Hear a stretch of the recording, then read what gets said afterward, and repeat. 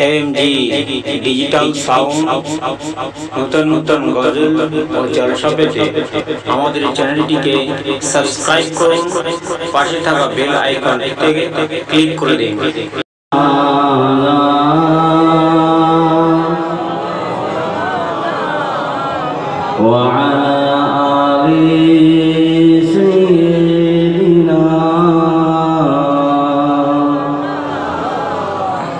दीन मिला ईमान मिला, दीन मिला ईमान मिला, पढ़ने के लिए कुरान मिला। जोरे जोरे ला इलाहा इल्लल्लाह, ला इलाहा इल्लल्लाह, ला इलाहा इल्लल्लाह मुहम्मदुर रसूलुल्लाह। रब्बी जल्लाल्लाह, সকলে বলেন হাসবি রব্বি জল্লাল্লাহ, মা ফি কলবি গায়রুল্লাহ, নূর মুহাম্মদ সাল্লাল্লাহ, লা ইলাহা ইল্লাল্লাহ, লা ইলাহা ইল্লাল্লাহ, লা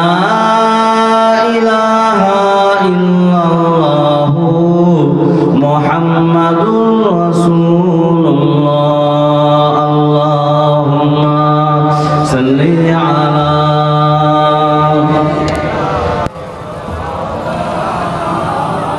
ওয়া আলা আলি সাইয়্যিদ। প্রত্যেকে খুশি। এই একাই বসলে লাভ হবে না লস হবে? লাভ হবে। কতটুকু লাভ পাচ্ছি ভাই? কতটুকু লাভ হয়েছে এটা কি তালাশ করেছি? এবছর সবজি করেছেন, যদি এবছর সবজির দাম না পাই, সবজি চাষ করতে 1 বিঘা জমিতে 10,000 খরচা হয়েছে, সবজি তোলার পরে বিক্রি করলেন, বিক্রি করার পরে দেখা যায় 8,000 টাকা হয়েছে, মনটা ভালো লাগবে না? ব্যবসায় লস হয়ে গেল। যদি 10,000 পুঁজির টাকাটাও আসতো তাও কিছুটা সান্ত্বনা দেওয়া যেত। সামনের বছর আবার করলেন, আবার একই অবস্থা, 8-এর জায়গায় আবার 7, তাহলে তার পরের বছর 3য় বছর গিয়ে এই চাষটা করতে আপনার ভয় লাগবে না? লাগবে না? আপনি চিন্তা করবেন গলতি কোথায় হচ্ছে, মিস্টেক কোথায় হচ্ছে, সেই জায়গাটাকে আমার শুধরে দিতে হবে। আমাকে চাষ করতে হবে, লাভও করতে হবে। তো আজকে যে জায়গায় আমরা বসলাম, আমরা জবানে বলি লাভ করছি, জবানে বলি লাভ হচ্ছে। এখানে বসলে দুটো ধরনের লাভ আছে। একটা আজকের দিনের জন্য যতক্ষণ বসে আছেন, এখানে বসে বক্তার সাথে, ওয়াজিনের সাথে সুবহানাল্লাহ বলছেন, আলহামদুলিল্লাহ বলছেন, দরুদ পড়ছেন, কলেমা পড়ছেন, এটা হাতাহাতি আপনি এখানে বসছেন আল্লাহর নাম নেওয়ার কারণে। আমার আল্লাহ এত বড় দয়ালু, এত বড় দয়াবান, আল্লাহর নামটি বান্দার জবান থেকে যখনই বার হয়, আল্লাহ পাক তার জীবনে 10টা সগীরা গুনাহকে ঝরিয়ে দিয়ে আল্লাহ 10টা নেকি তার আমলনামায় লিপিবদ্ধ করে দেয়। একটু জোরে বলুন সুবহানাল্লাহ। এই লাভটা তো আমরা সর্বদা করে থাকি, যে মজলিসে যাই না কেন এই লাভটা আমাদের হয়ে থাকে। কিন্তু প্রকৃত লাভ ওই জায়গাটাই ছিল যদি বক্তার জবান থেকে ওয়াজ নসিহত শুনে, আল্লাহর নবীর জীবন আদর্শ শোনার পরে, সাহাবায়ে কেরাম সাহাবীদের জীবনী শোনার পরে, আউলিয়ায়ে কেরামদের জীবনী শোনার পরে যদি আমরা তাদের মতন জীবনটা কিঞ্চিত বানাতে পারতাম, যদি মুসলমান ঘরের ছেলেগুলোকে আজকে তানাদের আদর্শের ন্যায় দেখতে পেতাম, আমার মনে হয় আজকে যে বেঈমান বেদিনীরা মুসলমানকে পৃথিবীর জমিন থেকে মিটিয়ে দেবার ভুল চিন্তাটা করছে, তারা অন্তরের মধ্যে এই চিন্তা কখনো আসতো না। তারা চাইতো মুসলমান যতদিন পৃথিবীর জমিনে থাকবে, নিশ্চিন্ত পৃথিবীর জমিনে ততদিন শান্তি বজায় থাকবে। একটু জোরে বলা যাবে না? একজন পশ্চিমা দেশে বড় ডাক্তার, তিনি ইহুদি থেকে মুসলমান হয়েছিলেন।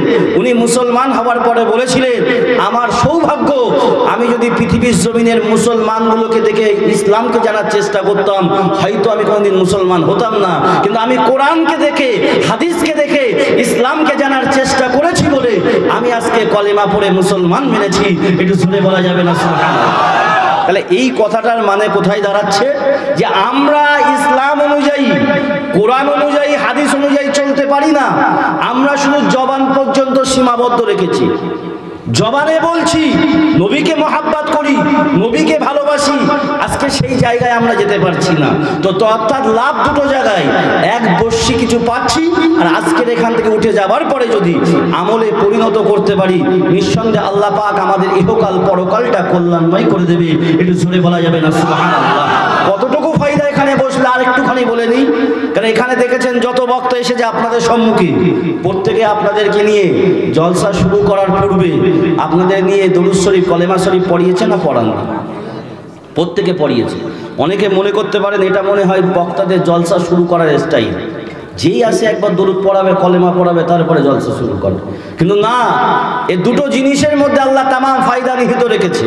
কলেমা পড়লাম, আল্লাহর প্রতি আল্লাহর হাবিবের প্রতি বিশ্বাস স্থাপন হলো, এবং কলেমা পড়ার পরে মুসলমান হওয়ার পরে আমার আল্লাহ যেটাতে বড় রাজি হয়ে যায়, খুশি হয়ে যায়, সেটা হলো তার হাবিবের ওপরে যখন কোনো দুনিয়ার বান্দা বান্দি দরুদ তেলাওয়াত করে আমার আল্লাহ বড় খুশিতে বাগে ভাগ হয়ে যায়। জোরে বলুন সুবহানাল্লাহ। তো যে বক্তা আসুক না কেন কলেমা পড়াবে, দরুদ পড়াবে, তারপরে জলসাটা শুরু করবে। কিন্তু রাসূলুল্লাহ সাল্লাল্লাহু আলাইহি সাল্লাম বলছেন, হাদিসে কুদসির মধ্যে এসেছে, দুনিয়ার জমিনে যখন কোনো বান্দা বান্দি কলেমাটা উচ্চারণ করবে তখন ওই কলেমার আওয়াজটা দুনিয়ার জমিনে সীমাবদ্ধ থাকে না, এই কলেমার আওয়াজটা আমার আল্লাহর আরশে আজিম পর্যন্ত পৌঁছিয়ে যায়। এটা শুনে বলুন না সুবহানাল্লাহ। এবং এই কালেমাটি আমার আল্লাহর সম্মুখে অস্থিরভাবে ঘোরাঘুরি করতে থাকে। আল্লাহ পাক ডাক দিয়ে বলতে থাকে, কালেমা রে, এ কালেমা তুমি কেন আমার সম্মুখে এমন অস্থিরভাবে ঘোরাঘুরি করছো? কলেমা ডাক দিয়ে বলে, আল্লাহ দুনিয়ার জমিনে যে বান্দা বান্দা আমাকে উচ্চারণ করলো, দুনিয়ার জমিনে যে বান্দা বান্দা আমাকে পড়ে নিল, আয় আল্লাহ মনে হয় এখনো তার জীবনের গুনাহ মাফ হয়নি, এজন্য আমি কলেমা তোমার সম্মুখে স্থির থাকতে পারছি না, আমি অস্থির অবস্থায় তোমার সম্মুখে ঘোরাঘুরি করছি। আল্লাহ পাক এই উত্তর শোনার পরে বলবে, কালেমা রে, এ কালেমা তোমার জানা নাই আমি আল্লাহ দুনিয়ার জমিনে যাদের জবান থেকে তোমাকে বাহির করে দিয়েছি, এরা কলেমা পড়া দূরের কথা, কলেমা পড়া নিয়ত করার সাথে সাথে আমি আল্লাহ তাদের জীবনের গুনাহকে মাফ করে দিয়েছি। একটু জোরে বলা যাবে না? একটু জোরে বলা যাবে না সুবহানাল্লাহ? তাহলে এখানে বসলে লাভ হবে না লস হবে? এ কথা বলেন না, এখানে বসলে লাভ হবে। আজকে জলসাটা দেওয়া হয়েছে এই উদ্দেশ্যে করে, এর পাশেই কবরস্থান আছে, যারা চিরজীবনের মতন কবর গহীনে চলে গিয়েছে তাদের রুহের মাগফিরাতের জন্য আজকের এই মজলিসটা কায়েম করা হয়েছে। আজকে যেমন আমরা হায়াতে জিন্দেগিতে এখানে বসে আছি, যারা কবর গহীনে চলে আছে, গিয়েছে, জীবনে ফিরবে না, তাদের রুহের মাগফিরাতের জন্য আমরা হাত উঠাবো। আগামী একটা দিন আমাদের জন্য এই দিনটা অপেক্ষা করছে না করছে না? জি, যেদিন আমরা কবর গহীনে থাকবো, আমাদের উত্তরসূরি, আমাদের আলাউলাদ, তারা এমন করে ওয়াজ নসিহত করে দেবে, জলসার মাহফিল দেবে, আমাদের জন্য কবরে যেন সুস্থ থাকতে পারি, কবরে যেন আল্লাহ শান্তিময় করে দেয়, এজন্য তারা আমাদের জন্য দোয়া চাইবে। আমি আজকের দিনে বলতে চাই, কবরে দোয়া চাইবে, জলসা হবে, কিন্তু ভাই আমার, দোস্তেরা আমার, এই জায়গাটাই বোঝার বিষয় আছে। আজকে যে আমরা রুহের মাগফিরাতের জন্য দোয়া চাইবো, তারা নিঃসন্দেহে কিছু নেকি পাবে না পাবে না? এ কথা বলেন না, কিছু নেকি পাবে। কারণ আজকের দিনে বহু দল মত তৈরি হয়েছে। ভাই এখানে যারা বসে আছেন সিলসিলা ফুরফুরা মানুষ আছেন না নাই? কথা বলেন, প্রত্যেকে সিলসিলার ম্যাক্সিমাম সিলসিলা ফুরফুরা, অন্য কোনো মত আছে বলে আমার মনে হয় না। আজকে আমাদের জলসার সময় যত পীরজাদা আছে, হুজুর আছে, মুফতি আছে, মাওলানা আছে, আপনাদের জলসা করানোর মধ্যে সুবহানাল্লাহ বলা। তো আমি নদিয়া জেলাতে একটা জলসা দেখিয়েছি বহু আগে। তো তবলিগ জামাতের একজন আলেম, আমি নাম করব না, নাম না করলে তার গীবত করা হবে না, আমি তার কোটেশনটা বলছি, কোট করে কথাটা বলছি। উনি জলসা করছেন, অনেক শিক্ষিত ব্যক্তি, আমি রেসপেক্ট করি তাকে, অনেক জ্ঞানী মানুষ, অনেক বই লিখেছে, কিন্তু উনি বক্তব্য দিতে দিতে মানুষের স্বভাব হয়েছে প্রয়োজন নাই, তথাপিও ভিন্ন মতের বিরুদ্ধে একটা ঠোকা দিতে পারলে ভালো লাগে, যেটার প্রয়োজন নাই তথাপিও সেটাকে তুলে রাখা। তেমন সময় উনি বলতে বলতে বলছেন, সিলসিলা ফুরফুরা শরীফের আলেমরা মাঝে মাঝে দরুদ পড়ায় আর মাঝে মাঝে সুবহানাল্লাহ বলতে বলে, এটা বলে সময় নষ্ট করায়। নাউজুবিল্লাহ, সময় নষ্ট করায়। ভাই কতক্ষণ হতে পারে সুবহানাল্লাহ বললে? বড়জোর 5 মিনিট বাজবে, 10 মিনিট বাজবে। একটা বক্তার 5-10 মিনিট বলা কোনো কষ্টের বিষয়? বলতে পারে, কিন্তু উনি যে কথাটা বললেন একেবারে অনৈতিক, কোনো যুক্তি নাই, কিতাবী দলিল দিয়ে দেখতে পাওয়া যাবে। আজকে এখানে রুহের মাগফিরাতের জন্য জলসা দেওয়া হয়েছে। আজকে যে কবরবাসীগুলো কবরে শুয়ে আছে, জীবনের রক্ত পানি করে গায়ের ঘামগুলোকে মাথা থেকে পায়ে ফেলে নিজের সন্তান আদির জন্য দুনিয়া কামিয়ে সন্তানের মুখে হাড় তুলে দিয়েছে, নামাজটা পড়ার সুযোগ পায়নি, রোজা রাখতে পারেনি, পিতামাতার মুখে হাড় উঠিয়ে দেওয়ার জন্য তারা দুনিয়ায় ইবাদতটা ঠিক করে করতে পারেনি, কবর গহীনে শুয়ে আছে। তারা আজ কিছুই চায় না, চাই আমার কবর একটু তোরা সোয়াব বকশে দে, যাতে করে আল্লাহ আমার কবরটাকে জান্নাতের বাগান বানিয়ে দেয়। আজকে সিলসিলা ফুরফুরা শরীফের যিনি মুজাদ্দিদুল জামান দাদা হুজুর পীর কেবলা এই শিক্ষা দিয়ে গিয়েছে,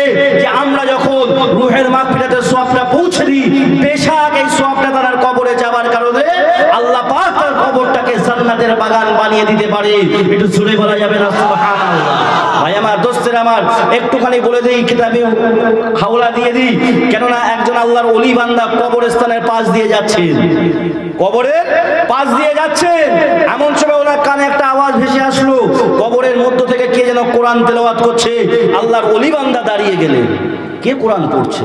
উনি চারিদিকে তাকাচ্ছেন, কেননা আমাদের মায়াত হয়ে যাবার পরে অনেকে দেখবেন কবরের পাশে কোরআন তেলাওয়াত করে। যদিও আমার মতে লাগে না খুব বেশি। কেন মতে লাগে না? সোয়াব আপনি পড়ছেন, আপনি পাবেন, সোয়াব বক্সে দেওয়ার পরে সে পাবে। যে বেঁচে থাকলো কোরআন শুনলো না, মরার পরে তার কানে কোরআন দিয়ে লাভ হবে ভাই? মরার পরে তার কানে কোরআন দিয়ে লাভ হয় না। তথাপিও আমাদের প্রচলিত মতে এটা করা হয়, কোরআন তেলাওয়াত করছে, কিন্তু ওই সময় আল্লাহর ওলি বান্দা কবরের পাঁচিল দিয়ে ভিতরে ঢুকে তাকিয়ে দেখলেন, ভিতরে চোখ ঘুরিয়ে দেখলেন, কাউকে তিনি দেখতে পেলেন না, কিন্তু কানে একটা আওয়াজ আসছে, কেউ একজন কোরআন তেলাওয়াত করছে। উনি তখন ভালো করে তাকিয়ে দেখলেন আওয়াজটা কোথা থেকে আসছে। উনি দেখলেন একটা নতুন কবর, কবরের মধ্য থেকে কোরআন তেলাওয়াতের আওয়াজটা ভেসে আসছে। আল্লাহর ওলি বান্দা উনি সাথে সাথে কবরের পাশে গিয়ে সালাম জানালেন। সালামের উত্তর আসলো, কে গো বাবা, তুমি এখনো কোরআন তেলাওয়াত করতে আছো? দুনিয়া থেকে বিদায় নেবার পরে কোরআন তেলাওয়াত করছো? বলছে, এ আল্লাহর ওলি বান্দা, আল্লাহর মাহবুব বান্দা, দুনিয়ার জমিনে আমি একজন হাফেজ ছিলাম, কোরআনের হাফেজ থাকার কারণে আমি সর্বদা কোরআন তেলাওয়াত করতে ভালোবাসতাম। আল্লাহর দরবারে আল্লাহর ডাকে সাড়া দেওয়ার পরে আমি দুনিয়া থেকে বিদায় নিয়ে কবরে চলে এসেছি। কবরে আসার পরে আল্লাহর কাছে আমি চেয়েছিলাম, আল্লাহ আমি যেন কোরআন তেলাওয়াত করতে পারি। আল্লাহ সেজন্য আমাকে হুকুম দিয়েছে, আমার ছাড়পত্র পাওয়ার পরে আমি কবরে কোরআন তেলাওয়াত করতে পারি। আর আমার কোরআন তেলাওয়াতের আওয়াজটা আপনি শুনতে পেয়েছেন। এই কথা শোনার সাথে সাথে আপনাদের অনেকের মুখ দিয়ে সুবহানাল্লাহ বার হয়েছে। তো এই কথা শোনার সাথে সাথে আল্লাহর মাহবুব বান্দাটা সুবহানাল্লাহ বললেন। যখনই আল্লাহর মাহবুব বান্দা সুবহানাল্লাহ বললেন, ওই কবরবাসী, ওই হাফেজ বান্দাটা কবরের মধ্য থেকে আল্লাহু আকবার বলে উঠেছে। সুবহানাল্লাহ মানে কি? আল্লাহ মহান, আল্লাহ মহান। আর আল্লাহর ওলি বান্দার সুবহানাল্লাহ শোনার পরে কবরবাসীটা আওয়াজ দিচ্ছে আল্লাহু আকবার, আল্লাহ বড়। এই কথাটি বলার পরে আল্লাহর ওলি বান্দা জিজ্ঞাসা করছে, বাবা আমি তো সুবহানাল্লাহ এজন্য বললাম আল্লাহ কত মহান, তুমি দুনিয়া থেকে বিদায় নেওয়ার পরে আল্লাহ এখনো তোমাকে কোরআন তেলাওয়াত করতে দিচ্ছে, আল্লাহর কোরআন পড়ার সৌভাগ্য তোমাকে দিয়েছে। কেন? কারণ মানুষ যতদিন হায়াতে জিন্দেগিতে আছে মানুষ ইবাদত করতে পারে, মানুষ মারা যাবার পরে তার ইবাদতের দরজাটা বন্ধ হয়ে যায়, সে ইবাদত করতে পারে না। তুমি এখনো কোরআন তেলাওয়াত করতে পারছো? বলছে, এ আল্লাহর মাহবুব বান্দা, আমি কোরআন পড়তে পারি ঠিকই, কিন্তু আল্লাহ কোরআন তেলাওয়াতের কারণে আমার কোনো নেকি দেন না। কেন? দুনিয়া থেকে বিদায় নিয়েছি, নেকির দরজাটা বন্ধ হয়ে গিয়েছে, কোরআন তেলাওয়াত করলেও আমি নেকি পাই না। কিন্তু আল্লাহর মাহবুব বান্দা সুবহানাল্লাহ বললে, আল্লাহর মাহবুব বান্দা জিজ্ঞাসা করছে, তুমি আল্লাহু আকবার কেন বললে? বলছে, শুনুন, এজন্য আল্লাহু আকবার বললাম, কেন আমি দেখলাম আপনি হায়াতে জিন্দেগিতে আছেন, আপনার এখনো ইবাদতের দরজাটা খোলা আছে, নেকির দরজাটা খোলা আছে। আপনি যখন একবার সুবহানাল্লাহ বললেন, আমি দেখলাম আসমান থেকে জমিন পর্যন্ত আল্লাহ নেকিতে পরিপূর্ণ করে দিয়েছে। আমি এই দৃশ্য দেখে আল্লাহু আকবার বলে উঠেছিলাম। একটু জোরে জোরে বলা যাবে না? একটু জোরে বলা যাবে না সুবহানাল্লাহ? তাহলে সে মারা গিয়েছে, দুনিয়া থেকে বিদায় নিয়েছে, পর্দা নিয়েছে, এ কারণে সে কোরআন তেলাওয়াত করলেও তার কোরআন তেলাওয়াতের কারণে আল্লাহ কোনো নেকি দেন না। কেন? তিনি চলে গিয়েছেন, বিদায় নিয়েছেন, মারা গিয়েছেন। কিন্তু যে দুনিয়ায় হায়াতে আছে, হায়াতে থাকার পরে কেবলমাত্র সুবহানাল্লাহ বলার কারণে আল্লাহ এত নেকি দিয়েছে। এই নেকিটা দেখার সাথে সাথে ওই কবরবাসী আল্লাহু আকবার বলে উঠেছে। একটু জোরে বলা যাবে না সুবহানাল্লাহ? ভাই আমার, দোস্তেরা আমার, আজকে সেই কবরবাসীর উদ্দেশ্যে জলসা। আমি আপনাদের কাছে একটুখানি বলতে চাই। সর্বপ্রথমে ছোট্ট একটি কোরআন পাকের আয়াতে কারিমা তেলাওয়াত করেছি। আল্লাহ পাক কোরআন পাকের মধ্যে জানিয়ে দিলেন, ইন্নাল্লাহা লা ইউগাইয়িরু মা বিকওমি হাত্তা ইউগাইয়িরু মা বিআনফুসিহিম। আল্লাহ পাক জানিয়ে দিলেন, যে জাতি, যে কওম নিজে পরিবর্তন হয় না, আমি আল্লাহ সেই জাতি, সেই কওমকে কখনো পরিবর্তন করি না। যে জাতি, যে কওম নিজে পরিবর্তন হবে না, আমি আল্লাহ সেই জাতি, সেই কওমকে কখনোর জন্য পরিবর্তন করব না। তাহলে পরিবর্তনের দায়িত্ব কাদের ভাই? আমাদের প্রত্যেকের নিজ নিজ পরিবর্তন করতে হবে। সর্বপ্রথম বলতে মন চাই যে আজকের দিনে এত ওয়াজ ও নসিহত শুনেছি, এত জলসা জলুসের মাহফিলে হাজির হয়েছি, বুকে হাত দিয়ে বলুন, যে হারে জলসা হচ্ছে আজকে, সেই হারে কি আমরা মসজিদমুখী হতে পারছি? কথা বলেন না, সেই হারে আমরা মসজিদমুখী হতে পারছি না। তুলনামূলক আগের থেকে অনেক বেশি হলেও যে হারে জলসা হচ্ছে, আজকে জলসারও কমি নাই, বক্তারও কমি নাই, ওয়াজিনদেরও কমি নাই, কিন্তু যেভাবে আমাদের নামাজিমুখী হওয়ার দরকার ছিল হয়তোবা আমরা সেভাবে নামাজি হতে পারছি না। আপনার এলাকার কি খবর আমি বলতে পারবো না। বহু গ্রামে দেখা গিয়েছে যে এমন করে জলসা হয়েছে 30 বছর, 40 বছর, 50 বছর পুরনো জলসা, 10 বছর পুরনো জলসা। কয়েক জায়গায় আমি বলেছি, বাবা গত 2 বছর 3 বছরের জলসা শোনার পরে নবনামাজি তৈরি হয়েছে, বাবা একটু হাত তোলো। এমন প্রশ্ন করার পরে বহু জায়গায় দেখেছি হাত তোলার সংখ্যা অনেক কম, একজন কিংবা দুজন, অনেক জায়গায় তো তোলেই না। খুব ভালো করে বুঝতে হবে, আজকে যে এই মাহফিলে এখানে আমরা হাজির হয়েছি, আমি বাইজিদ আমিন বক্তা, আমি এখানে এসেছি আমার ভক্ত আপনি হন এজন্য নয়। বক্তার উদ্দেশ্য আপনাকে আল্লাহমুখী করানোর, নবীমুখী করানোর। আজকে যদি আমরা আল্লাহর সঙ্গে সুসম্পর্ক করতে পারি, আল্লাহকে মোহাব্বত করতে পারি, আল্লাহর সঙ্গে ভালোবাসা করতে পারি, তাহলে আজকের দিনে আল্লাহ বলছে যে বান্দাটা আমার সম্মুখে মাথাটা ঝুঁকিয়ে দিল, আমি আল্লাহ কুল কায়নাতটাকে তার কদমে ঝুঁকিয়ে দেব। একটু জোরে জোরে বলা যাবে না? একটু জোরে বলা যাবে না সুবহানাল্লাহ? আজকে বলছি মুসলমান মার খাচ্ছে। আরে মুসলমানকে মারার ক্ষমতা কোনো মায়ের লালের হয় না। যে মুসলমানটা 5 ওয়াক্ত নামাজ পড়ে, যে মুসলমানটা আল্লাহর সম্মুখে সেজদা দেবে, যে আবার নবীর উপরে দরুদটা পড়বে, দরুদে ইব্রাহিমটা পড়বে, কোন বেঈমানের ক্ষমতা হবে না সেই মুসলমানটাকে মারবে।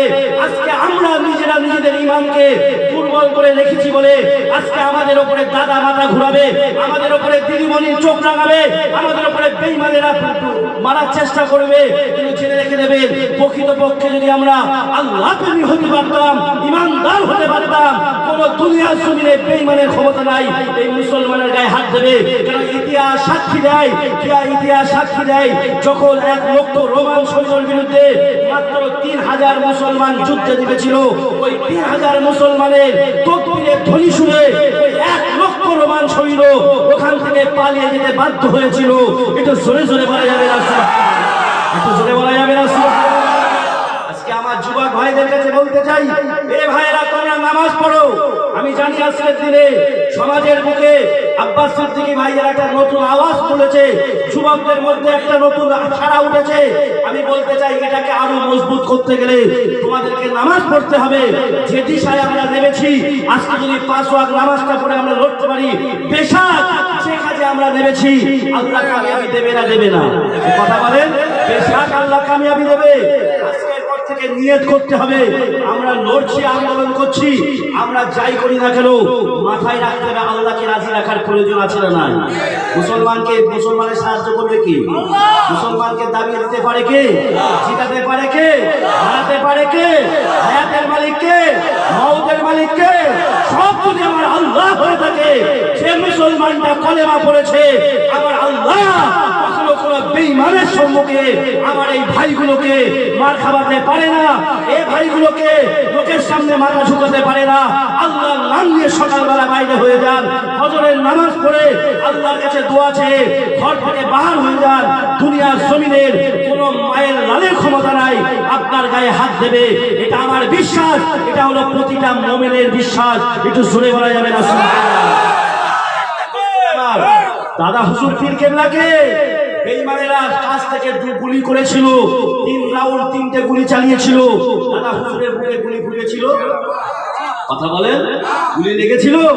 এ কত মোল্লা আছে, কত কি আছে, যাই থাকুক না কেন, আরে আমার ভাইগুলো আজকে দাদা হুজুরের ভক্তগুলো, দাদা হুজুরের মুরিদগুলো, দাদা হুজুরের মুরিদের সন্তানগুলো, তারা যদি প্রকৃত নিয়ত রেখে যায় আজকে মুসলমানের জন্য, আজকে পিছিয়ে পড়া মানুষের জন্য, আজকে দুর্বলের জন্য, আজকে অসহায়ের জন্য আমরা লড়বো, এই সাহায্য আমার আল্লাহর তরফ থেকে আসবে। কোন মোল্লার চোখ রাঙানিতে এরা থামবে না, কোন মোল্লার গুলি কাজ করতে পারে না, কোন মুনাফিকের বউ এদেরকে ক্ষতি করতে পারে না। বেশক আমার সাহায্য করার মালিক আমার আল্লাহ, এটা শুনে বলা যাবে না সুবহানাল্লাহ। এই জন্য দাদা হুজুর পীর কেবলা, আল্লামা হুজুর পীর কেবলা, তারা জীবনে এ বাংলার জমিন থেকে আল্লাহ তাদেরকে বড় নিয়ামত করে পাঠিয়েছে। আমরা বড় পোড়া কপাল যে আজকে তাদের সেই নিয়ম মেনে আমরা চলতে পারি না। আজকে বড় পোড়া খবর যে আজকে নিজেদের স্বার্থের জন্য আমরা বিভিন্ন দলে দলে ভাগ হয়ে পড়ছি। দাদা হুজুর আল্লামা হুজুরকে যখন আল্লাহ পাক দাদা হুজুরকে বড় নিয়ামত করে বাংলার জমিনে পাঠিয়েছিল, আল্লামা হুজুরের মতন মানুষগুলোকে তার পাশে জুটিয়ে দিয়েছিল, তাদের দলটা আজকে বাংলার জমিনে আজকে তাম বেদাতি মতগুলোর বিরুদ্ধে বাহাস করে তারা বাংলার জমিনের মানুষগুলোকে পৃথিবীর জমিনের মধ্যে, আমি বলবো পৃথিবীর মধ্যে সর্বশ্রেষ্ঠ মুসলমানে পরিণত করে দিয়ে গিয়েছিল। এটা শুনে বলা যাবে না, বলবেন ভাই এত লোক দেখেছেন, ছেলে পেলে এত গরম ভাবে সুবহানাল্লাহ বলছে, তাই তো এই কথা বললেন যে পৃথিবীর জমিনের শ্রেষ্ঠ মুসলমান দাদা হুজুর বানিয়ে দিয়ে দিয়েছে। কথাটা বললে শুনতে মনে হবে কি করে হতে পারে। আমি বলবো যারা এখানে হজ পাকে গিয়েছেন আপনারা দেখতে পাবেন, যখন হজটা হয় হজের সময় কাবার মাথাতে পৃথিবীর বিভিন্ন দেশ থেকে মানুষ আসে, পৃথিবীর বিভিন্ন দেশ থেকে মুসলমান আসে। আপনাকে বলছি, খোদার কসম করে বলছি, ওই কাবার মাথাতে যখন ঘুরবে আপনি দেখবে যাদের মুখে দাড়ি আছে, বড় জুব্বা পরে আছে, একেবারে রসুলের সুন্নাত মোতাবেক যারা তোয়াফ করছে, আপনি তাদের দিকে তাকিয়ে দেখবেন হয় বাংলাদেশের হবে না ইন্ডিয়ার হবে, এমন করে তারা ওখানে তোয়াফ করছে। আর তাদের পিছনে খোঁজ নিয়ে দেখতে পাবেন নিঃসন্দেহে এরা দাদা হুজুরের সিলসিলা ফুরফুরা শরীফ আহলে সুন্নাতুল জামাতের মতের লোক। এরা একটু জোরে বলা যাবে না, প্যান্ট শার্ট পরে তোয়াফ করছে, নফল তোয়াফের কথা বলছি, পায়জামা পাঞ্জাবি পরে তোয়াফ করছে, মুখে দাড়ি নাই, ফেস কাট দাড়ি আছে, ঠিকভাবে নবীর সুন্নাতগুলো তাদের মধ্যে খুঁজে পাওয়া যাবে না। কিন্তু আপনি ওখানে দেখলে বুঝতে পারবেন এরা আমার ইন্ডিয়ার মানুষ, এদের মধ্যে ইন্ডিয়ান তথা বাংলার মানুষ, এদের মধ্যে পুঙ্খানুপুঙ্খানু নবীর সুন্নাতগুলো আপনি ওই মাকামে, আপনি ওখানে নবীর রওজার সামনে এবং কাবার মাথাবে আপনি তাদেরকে দেখতে পাবেন। একটু জোরে বলা যাবে না সুবহানাল্লাহ। দাদা হুজুরের অবদান আল্লাহ তাকে নিয়ামত করে পাঠিয়েছিল। আল্লামা হুজুর পীর কেবলা তিনি দুনিয়ার জমিনে এসেছেন, রক্তগুলো পানি করে ইসলামের খেদমত করে গিয়েছেন। আমি প্রথমে একটু নামাজের কথা এই জন্য বলছি, ভাই নামাজ ছাড়া আমাদের কোনো আন্দোলন আমাদেরকে বাঁচাতে পারে না, কোনো আন্দোলনে আমরা জয়ী হতে পারবো না। এ বাবা একটুখানি শুনে রেখে দাও, আমার আল্লামা হুজুর পীর কেবলা তিনিও এমনি করে জলসার মজলিসে গিয়েছে। তখন পার্থক্য ছিল, কমিটির ছেলে তৈরি হয়ে এমনভাবে দাওয়াত সব সময় দিত না। ওনারা চিন্তা করতেন ওই গ্রামটা যাওয়ার দরকার আছে, কেন ও গ্রামের লোকেরা আল্লাহ থেকে দূরে আছে, ইসলাম থেকে দূরে আছে, ওরা উপজে চলে যেতেন, দাওয়াত দেওয়ার প্রয়োজন ছিল না। আমি এমন একটা ঘটনা আল্লামা হুজুরে বলছি, এ কারণে বলছি যে আজকে জলসাটা কি জন্য দেওয়া হচ্ছে আগে মাথায় নেবার দরকার। আল্লামা হুজুর পীর কেবলা ওই গ্রামে পৌঁছে গিয়েছেন, গ্রামে গিয়ে দেখছেন, বলছে বাবা আমার জ্যৈষ্ঠীর দুপুরবেলা মাঠে মানুষজন ঘাস নিরাচ্ছে, চাষবাসের কাজ করছে।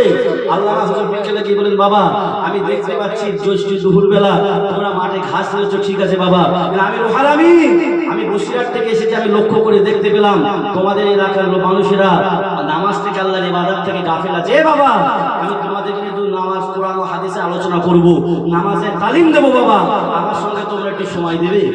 গ্রামবাসী বলছে কোথা থেকে কত বড় মৌলবী এসেছে, দেখো এত দায়িত্ব করে গিয়েছে, কোথায় সুদূর বসিরহাট থেকে আমার এলাকায় এসে উনি নামাজের তালিম দেবেন, উনি কোরআন হাদিসে আলোচনা করবেন। বলছে এ মৌলবী সাহেব আপনার কথা শুনবো না, আপনার কথা শোনার আগে আমাদের গ্রামের মোড়লের কথা শুনতে হবে, মোড়ল যদি হুকুম দেয় বুঝবো, না হুকুম দিলে বুঝবো না।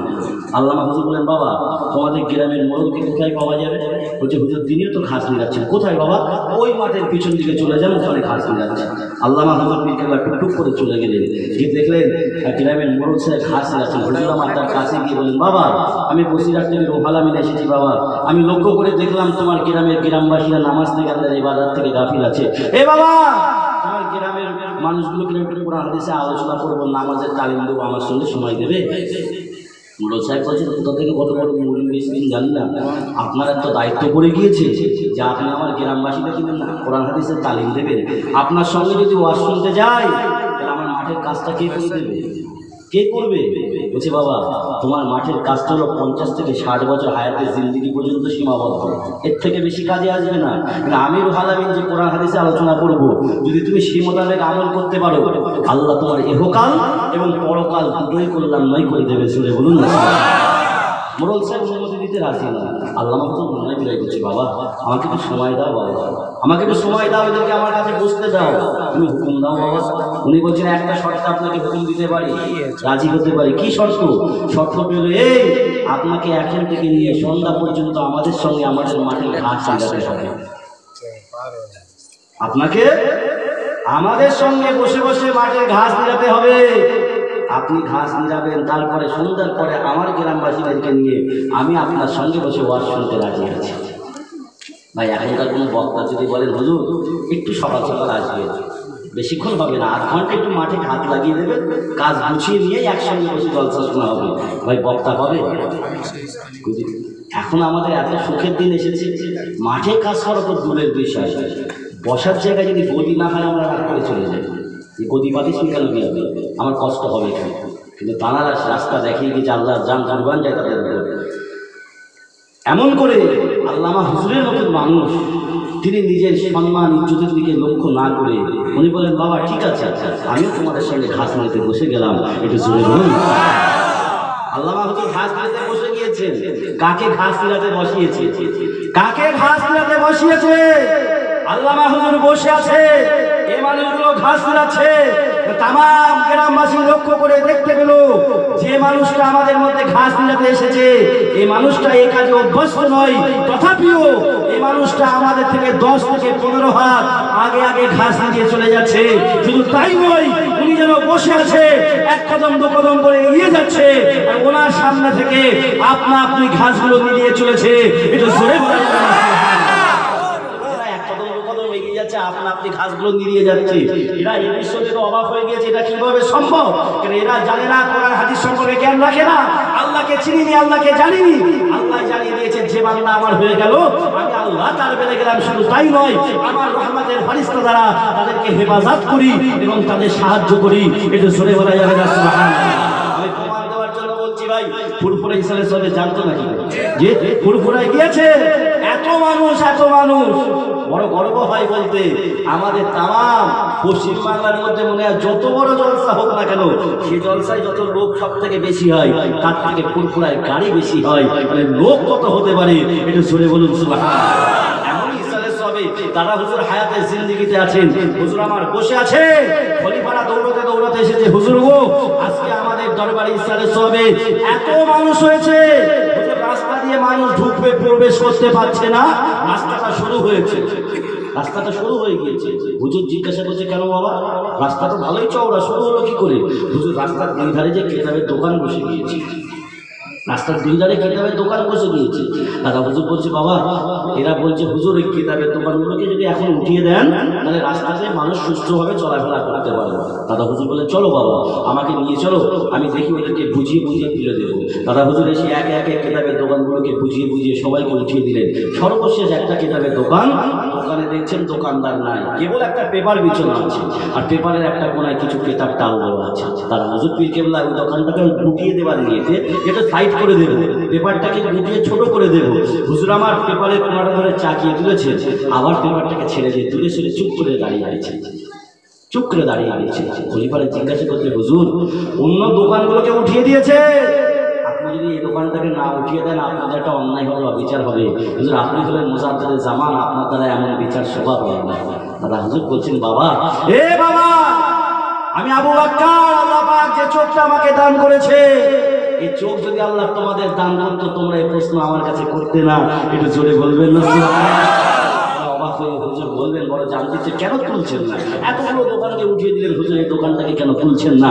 দাদা হুজুর পীরকেলা বলেছিল বাবা, এ বাবা খলিফারা শুনে রেখে দাও, শুনে রেখে দাও, আমি আবু বকর যখন দোকানটাকে ওঠানোর নিয়ত করে আমি পেপারে একটা কোণা ধরে চাকিয়ে তুললাম, ওই সময় আমি লক্ষ্য করে দেখতে পেলাম আল্লাহর রহমতের ফেরেশতারা এই পেপারটাকে চেপে ধরে বসে আছে, আমাকে দোকানটাকে তুলতে দিচ্ছে না।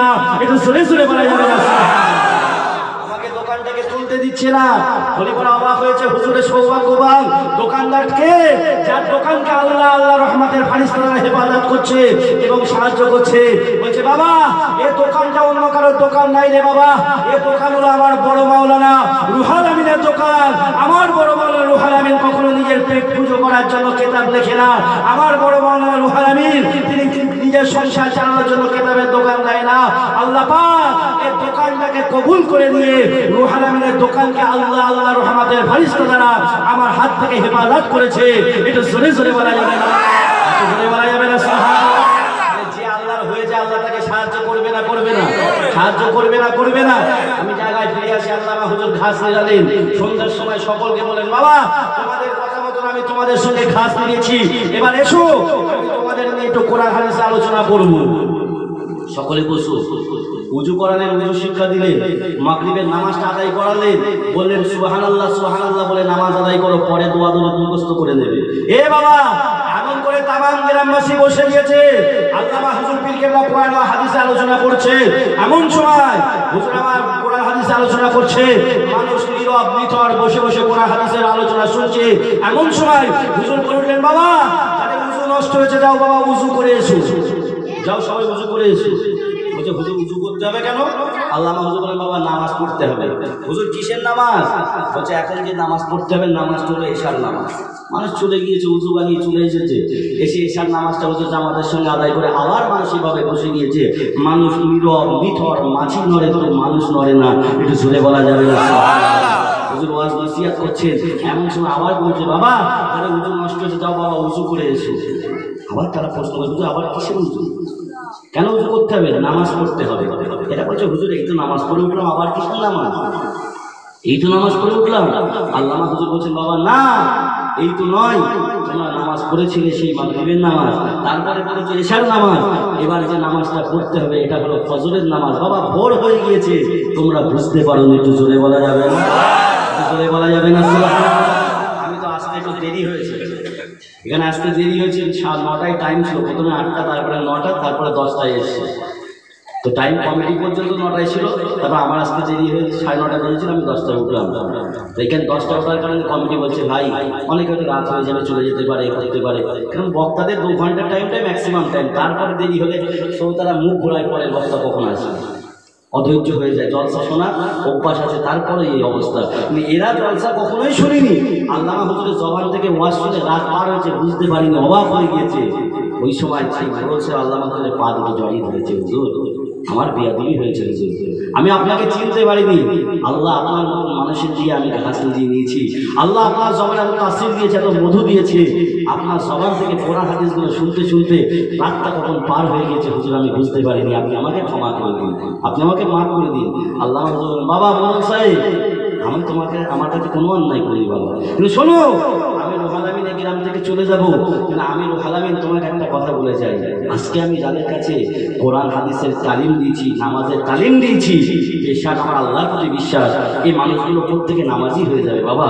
কাল থেকে এরা নামাজ পড়বে, তোমার মাঠে কাজ করবে, তোমার মাঠে কাজ করার মধ্যে জোহরের ওয়াক্ত করবে, আসরের ওয়াক্ত করবে, এই দুটোর সময় যখন এরা কাজ ছেড়ে নামাজ পড়তে যাবে বাবা, তুমি এদের মাইনে টাকা থেকে কাটবে না, মাইনে যেটা তুমি দাও এ থেকে পয়সা থেকে কাটবে না। যদি তুমি আমাকে কথা দিতে পারো নামাজের জন্য ছুটি দেবে, ফ্রি তারা নামাজ পড়ে আবার এসে কাজ করবে, এই কথা যদি তুমি আমাকে দিতে পারো আমি রুহুল আমিন তোমাকে মাফ করে দেবো। মোড়ল সাহেব বলেছিলেন হুজুর আমি কথা দিচ্ছি আমার মাঠের শ্রমিকদের মধ্যে যারা নামাজের জন্য ইচ্ছা প্রকাশ করবে আমি তাদেরকে নির্দ্বিধায় ছেড়ে দেবো, তারা নামাজ পড়ে আবার কাজ করবে, আমি তাদের 1 পয়সাও কাটবো না। একটু ঝুলে ঝুলে আমার বলার উদ্দেশ্য এই জায়গায়, আজকে আমাদের সর্বপ্রথমে নামাজটা পড়ার দরকার আছে না নাই? ভাই আমার দোস্তের আমার বুকে হাত দিয়ে বলুন, মনে কত কষ্ট আছে, মনে যারা আছে, কত রকম বিপদের মধ্যে মুসলমান আছে, এই মুসলমান একটাবার বুকে হাত দিয়ে বলো তুমি তোমার মাবুদকে কতবার ডেকেছো, তোমার মালিককে ডাকার মতন ডেকে দেখো। পেশা আল্লাহ বলছে বান্দারে তুই যখন বিপদে পড়ে একবার আমার নাম ধরে ডাকিস আমি আল্লাহ 70 বার লাব্বাইক বান্দা আমি হাজির, বান্দা আমি হাজির বলে তোর ডাকের উত্তর আমি 70 বার দিয়ে থাকি। একটু জোরে জোরে বলা যাবে না? কতবার বললাম আল্লাহ উত্তর দেয়? 70 বার উত্তর দেয়। আর এখনকার মুনাফিক নেতা নেত্রী যারা হয়েছে এরা মালিককে পরোয়া করেনি, এরা যারা নেতৃত্বের সুপ্রিম হয়ে আছে এরা ভেবেছে এই খেতে দেওয়ার মালিক, এই মারার মালিক, সবকিছুর মালিক নিজের মাকে গালি দেবে, নিজের বাপকে গালি দেবে, সব সহ্য করবে, কিন্তু নিজের নেতার নামে নেত্রীর নামে গালি দেবে, লাকড়ি ছিটতে চলে যাবে। কিন্তু নবী মুহাম্মদ রাসূলুল্লাহর নামে যখন ফ্রান্সে কার্টুন বানানো হয়েছিল, একটা মুনাফিক মুসলমান নেতার জবান খুলেনি, যা খুলেছে এই মুমিন মুসলমানগুলো প্রতিবাদ করেছিল। একটু জোরে বলা যাবে না সুবহানাল্লাহ। আজকে সেই মুনাফিক মুসলমান আজকে যদি ইমানদার মুসলমানকে ভয় দেখায়, এটা বড় হাস্যকর ব্যাপার। পৃথিবীর ইতিহাসে লক্ষ্য করলে দেখা যাবে, এমনি করে ফিরাউন এসেছিল, হারুন এসেছিল, কারুন এসেছিল, নমরুদ এসেছিল, আবু জেহেল এসেছিল, উতবা এসেছিল, শাইবা এসেছিল। তাদের ক্ষমতা এ মোল্লা প্রত্যেকে হাজার গুণ বেশি ছিল। তথাপিও আল্লাহ তাদেরকে সমুদ্রে ডুবিয়ে মেরে তাদের শুষ্কি মাছ বানিয়ে রেখে দিয়েছে আগামী দিনে ওই ফিরাউনগুলোকে দেখানোর জন্য। দেখ, দুনিয়ার ক্ষমতা আমার ছাড়া হবে না, দুনিয়ায় ক্ষমতা চলবে কেবলমাত্র আল্লাহ আল্লাহ রসুলের ক্ষমতা চলবে। আর যারা সেই রসুলের অনুসারী হবে তাদের ক্ষমতা পৃথিবীর জমিনে বিদ্যমান থাকবে, তাদেরকে কখনো কেউ দমাতে পারবে না। একটু জোরে বলা যাবে না সুবহানাল্লাহ, একটু জোরে বলা যাবে না সুবহানাল্লাহ। ভাই আমার, দোস্তের আমার, আমি আপনাদের কাছে একটুখানি বলতে চাই, আজকের দিনে বলা এসেই যাই চলে আসে। আজকে দাদা হুজুরের আওলাদের মধ্য থেকে আজকে যে ইউনিটি তৈরি করা হয়েছে, আব্বাস সিদ্দিকী ভাইজান যে ফুলপুরা শরীফ আহলে সুন্নাত ওয়াল জামাত নামক সংগঠনটা তৈরি করেছে, বহু ছেলে সংগঠনের মধ্যে ঢুকেছে। অনেকে বলে করছে এই সংগঠন করেছে, সংগঠন করছে নিজের নাম বাড়ানোর জন্য মনে হয়, সংগঠন করেছে নিজের কামাই করার জন্য মনে হয়। বড় দুঃখের ব্যাপার, এই কাজটা করার পরে, সংগঠনটা করার পরে আমি দেখলাম কোনো বেঈমান, কোনো বেদী, কোনো গায়ের কওমের মানুষ আমাদের এত বিরোধিতা করবে। মুনাফিক মুসলমান নামের আগে মোহাম্মদ লেখে ঠিকই, নামটা মুসলমান বলে ঠিকই, তার মধ্যে ইমানের লেশ আছে কিনা সন্দেহ। এই ধরনের মানুষগুলো সব থেকে বেশি পিছনে লাগছে। আজকে একটুখানি বোঝার বিষয়, সব থেকে আগে বুঝতে হবে আব্বাস সিদ্দিকীর বয়সটা খুব বেশি হয়নি, 35 বছর হবে। ভাই 35 বছর হবে, খুব ভালো করে আগে মাথায় রাখতে হবে। কোন পার্টির একটা মিটিং হলে সেখানে হাজার লোক জোগাড় করতে গেলে যতগুলো গাড়ি আসে গাড়ির জন্য টাকা দিতে হয়, যত লোক আসে তাদেরকে খেতে দিতে হয়, ওখানে যারাই আসবে তাদের পরিষেবা দিতে হয়। কিন্তু বুকে হাত দিয়ে ভাঙন এলাকার মানুষগুলো আব্বাস সিদ্দিকী যখন আসে, সংগঠনে যখন মিটিং হয়, কোন মিটিং থেকে এমন করে লোক তাদেরকে টাকা দিয়ে পয়সা দিয়ে আব্বাস সিদ্দিকীর সংগঠনকে নিয়ে যাওয়া হয়। এই কথা বলে নিয়ে যাওয়া হয়, আপনারা নিজে থেকে যান। কেন যান? আব্বাস সিদ্দিকী নিজের জবান থেকে আপনার মনের কথাটা বলেছে, আপনার ভালো লেগেছে, তাই আপনি যান। ঠিক বলছি না? বলে বলছি। সে যদি নিজের আশা করার কথা বলতো আপনি যেতেন না, সে যদি নিজের ভালোর কথা বলতো আপনি যেতেন না। আপনি বলতেন ওর ভালো ওর হচ্ছে, ও বুঝুকে যায়, আমি কেন ওখানে হাজির হব? কিন্তু আজকে এই জন্য মানুষ হাজির হচ্ছে যে আজকে মানুষের মনে যে দুঃখ আছে, সংখ্যালঘু পিছিয়ে পড়া মানুষের মনে যে দুঃখ আছে, সেই দুঃখের কথাটা আগামী দিনে কি করতে হবে, সলিউশন কি, সেটা বলছে বলে আজকে মানুষ সেখানে হাজির হচ্ছে। শুধু তাই নয়, এদের পিছনে হাজির হয়েছে, এর জন্য আল্লাহ রহমত তার প্রতি আছে। আল্লাহ তাকে নির্বাচন করেছে বলে বাংলার লক্ষ লক্ষ মুসলমান, লক্ষ লক্ষ যুবক তার পিছনে কাতার দিয়ে দাঁড়িয়ে গিয়েছে। তুমি যেদিকে রাস্তা দেখাবে আমরা সেদিকে যেতে রাজি আছি, চাই জীবন দিতে হোক না কেন আমরা জীবন দেবো, কিন্তু আব্বাস সিদ্দিকীর পিছন ছাড়বো না।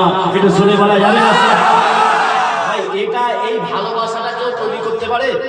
আমি যদি বলি, আপনারা বলেন ভাই ইদামিন ভাই আপনার জন্য এরকম বলবো, আমি করতে পারবো না, বললে হবে না। এটা আল্লাহর তরফ থেকে আসে। কার তরফ থেকে আসে? ভালো করে বুঝে নেন। কেন অনেকে অনেক রকম বলে, অনেকে অনেক রকম বলছে। মানুষ কারোর পিছনে ঘুরবে, এটা খাস আল্লাহর রহমত থাকে। যখন দুনিয়ার জমিনে আল্লাহ কারোর প্রতি রাজি হয়, বেশি রাজি হয়, তখন আল্লাহ সর্বপ্রথমে কিতাবের মধ্যে সে আল্লাহ সর্বপ্রথমে জিবরিল আমিনকে ডেকে বলে, জিবরাইল দুনিয়ার জমিনে অমুকের ছেলে অমুকের উপর আমি বড় খুশি, এ জিবরাইল আমি আল্লাহ তোমাকে হুকুম দিচ্ছি, তুমিও তার প্রতি খুশি হয়ে যাও। জিবরিল তার প্রতি খুশি হয়ে যায়। তামাম জিবরিল আমিন তামাম ফারিস্তা মণ্ডলীকে ডেকে বলে, ফেরেশতারা, আমার আল্লাহ দুনিয়ার জমিনে বান্দার উপরে রাজি আছে, এই ফেরেশতারা তোমরাও ওই বান্দার উপরে খুশি হয়ে যাও। তামাম ফেরেশতা মণ্ডলী ওই বান্দার উপরে রাজি হয়ে যায়। যখন পৃথিবীর জমিনের, দুনিয়ার জমিনের, আসমানের তামাম ফেরেশতারা ওই বান্দার উপরে রাজি হয়ে যায়, আল্লাহ পাক দুনিয়ার জমিনের নেক বান্দাগুলোর চোখটাকেও আমার আল্লাহ তার দিকে ঘুরিয়ে দেয়। একটু জোরে বলা যাবে না সুবহানাল্লাহ? একটু জোরে বলা যাবে না সুবহানাল্লাহ? ভাই আমার দোস্তেরা, আমার অনেকে বলবে, অনেকে তো আবার আব্বাস ভাইকে গালিও দেয়, অনেকে তো আব্বাস ভাইকে গালিও দেয়। ফেরেশতাদের ভালোবাসা কি তাদের মনে ঢুকেনি? নবীর জামায় তো নবী ছিল, আবু জেহেলের দলে কি লোক ছিল না? কথা বলে, নবীর জামানায় নবী ছিল, আবু জেহেলের দলে লোক ছিল না? ছিল। কপাল ফাটা যার হবে সে দূরে থাকবে, সে বিরোধী করবে। ভাই আমার দোস্তেরা আমার, অনেকে বলেছে ইসলামের রাজনীতি করা যাবে না। বহু রকম প্রশ্ন বারবার এসেছে, ভাই হুজুররা কেন রাজনীতি করবে? হুজুর কেন রাজনীতি করবে? আমি হুজুর রাজনীতি করবে কেন এটা পরের কথা, আগে বল রাজনীতি এসছে কোথা থেকে? তুই রাজনীতি গিয়েছিস কোথা থেকে? কারবালার ময়দানে 10ই মুহররম আসলে পাগলের মতো মুসলমান দৌড়ে বেড়ায়। এই কারবালার ময়দানটা কেন হয়েছিল? হোসাইনকে কেন মারা হয়েছিল? ওটাও রাজনীতির শিকার ছিল, ওখানেও রাজনীতি ছিল বলে হয়তো হোসাইনকে কুরবানি দিতে হয়েছিল। ন্যায়ের পক্ষে, হকের পক্ষে হোসাইনকে কুরবানি করা হয়েছিল, ওখানেও রাজনীতিরা ছিল। আজকে যে রাজনীতির কথা তুমি বলছো, রাজনীতি যদি শিক্ষা নিতে হয়, প্রকৃত নবী মুহাম্মদ রাসূলুল্লাহ এই রাজনীতির শিক্ষা দিয়ে গিয়েছে। যে নোংরা নীতি তৈরি হয়েছে, একজন নবী মুহাম্মদ রাসূলুল্লাহর দেখানো মতে রাজনীতি করা মানুষকে প্রয়োজন। যে এখনকার রাজনীতি আর নবী মুহাম্মদের দেখানো রাজনীতির মধ্যে পার্থক্য কতটা আছে, বর্তমান দুনিয়ার মানুষ শুধু দেখে নিতে পারে কতটা রাজনীতি। যে মাঠে ঘাস নিয়ে যাচ্ছিল, যে মাঠে কাজ করতো, ধরে নিয়ে কাউন্সিলরে দাঁড় করিয়ে দিয়েছে, ধরে নিয়ে মেম্বার হয়েছে, ধরে নিয়ে একটা প্রধান হয়েছে, আঙ্গুল ফুলে কলা গাছ হয়ে গিয়েছে। তার বাড়ি পাকা হয়ে 2তলা 3তলা 5তলা, জমি তার নামে, গাড়ি তার নামে, সব কিছু হয়েছে। আশপাশের লোকগুলোর কি হয়েছে? সেই সালাউদ্দিন ভাই যে চাষ করে খাচ্ছিল সেই চাষ করেই খাচ্ছে। কুতুবুদ্দিনের বাজার ঠিক করে যেরাম হতো না সেরামই চলে যাচ্ছে। রাজনীতি করছি, আমি বুঝি না মুসলমানের মাথায় ঘুঘরো পোকা নড়ে। ৭২ বছরের ভারত স্বাধীনের পর থেকে যতবার ভোট এসেছে, ভোটের সময় দেখবেন ওই ভোরবেলা উঠে বাঁশের আগায় উঠে ওখানে পতাকা মারছে কে? সিপিএমের পতাকা কাটছে। কারা করছে? খোঁজে দেখেন, ও কোনো মুসলমান, ও কোনো মুসলমান। এদিকে ঘরের মধ্যে 5 জন বসে বসে বোম বাজছে, কে? মুসলমান। ওদিকে বন্দুকের তেল ঠিক করে দিচ্ছে, নল পরিষ্কার করছে, কে? মুসলমান। ভোট এসে গিয়েছে, ওগুলো ব্যবহার করা হলো কার উপরে? মুসলমানের উপরে। খবরের কাগজে বড় বড় করে লেখা আসছে, অমুক মুসলমান গুলি ছুঁড়েছে, অমুক মুসলমান মারা গিয়েছে। জাতেরও বদনাম হচ্ছে, আর এরা তো ঘরের মধ্যে বসে বসে মজা নিচ্ছে। খুব ভালো জিনিস, বোমার বাঘ মারতে পাঠিয়েছি শত্রুকে দিয়ে, শত্রু মরলেও লাভ, বাঘ মরলেও লাভ। কথা বুঝে আসে? শত্রু মরলেও লাভ, বাঘ মরলেও লাভ। ও বাঘের ভয়ে রাতের বেলা বাইরে বাথরুমে যেতে পারি, মনের মধ্যে কেমন একটা হয়। আবার শত্রুরও ভয় লাগে, কখন পিছন দিকে ইট ছড়ে। ওরে ভালো মুখে ডেকে বললাম, শোন, বাঘের তোর কাছে রাখতে পারছি না, তুই কাছে শোন, এই নিয়ে একটা ছুরি, যা বাঘটা মেরে যাবে। এ বেচারা বলে বললো, আমার সঙ্গে ভালো কথা বলছে, চল বাঘ মেরে আসে। গিয়ে বাঘ মারতে গিয়ে ও বা ঘরের মধ্যে দরজা লাগিয়ে চিন্তা করছে, দেখি কে ফিরে আসে। বাঘ ফিরে আসলে ও ফিরে আসে। ও চিন্তা করছে, দুটোতে যেটা মরবে আমার লাভ, দুটোর থেকে যেটা করবে আমার লাভ। ভাই কসম খোদা, মুসলমানের মাথাটা এখানে খোলার দরকার ছিল। আজকে পিছিয়ে পড়া মানুষগুলো, আজকের দিনে আমরা এমন করে এমনি করে যেভাবে আজকে আমাদের দিনে, আজকের দিনে এই যে জায়গাটা তৈরি হচ্ছে, সেই জায়গাটায় মুসলমানরাই পিছিয়ে পড়ছে, মুসলমানরাই মার খাচ্ছি। ভাই আমার, দোস্তের আমার, আমি আপনাদের কাছে বলতে চাই,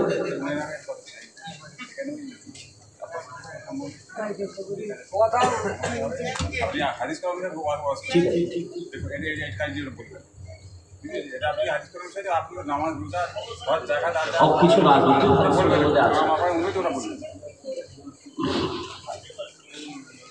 ভাই আমার, দোস্তের আমার, আমি আপনাদের কাছে একটুখানি বলতে চাই, আজকের দিনে যদি আমাদের নিজেরা নিজেদের মধ্যে সজাগ না হতে পারি, ভাই আমি একটুখানি বলে দিই, উনি আমাকে বললেন আব্বাস সিদ্দিকী সংবাদ নিতে বলবেন, কোনো অসুবিধা নেই। আমি ব্যক্তিগতভাবে কোথাও বলি না, কারণ আমি জানি আমাকে নিয়ে যাওয়া হয় কোরআন হাদিস আলোচনা করার জন্য, কোরআন হাদিস আলোচনা করার জন্য নিয়ে যাওয়া হয়, আমি কারোর জন্য বলার জন্য আসি না। কিন্তু একটা কথা বলি, কমিটির ছেলেরা আবদার করেছিল, বলেছিল যে সংগঠনের কথা কিছুটা করে বলবে।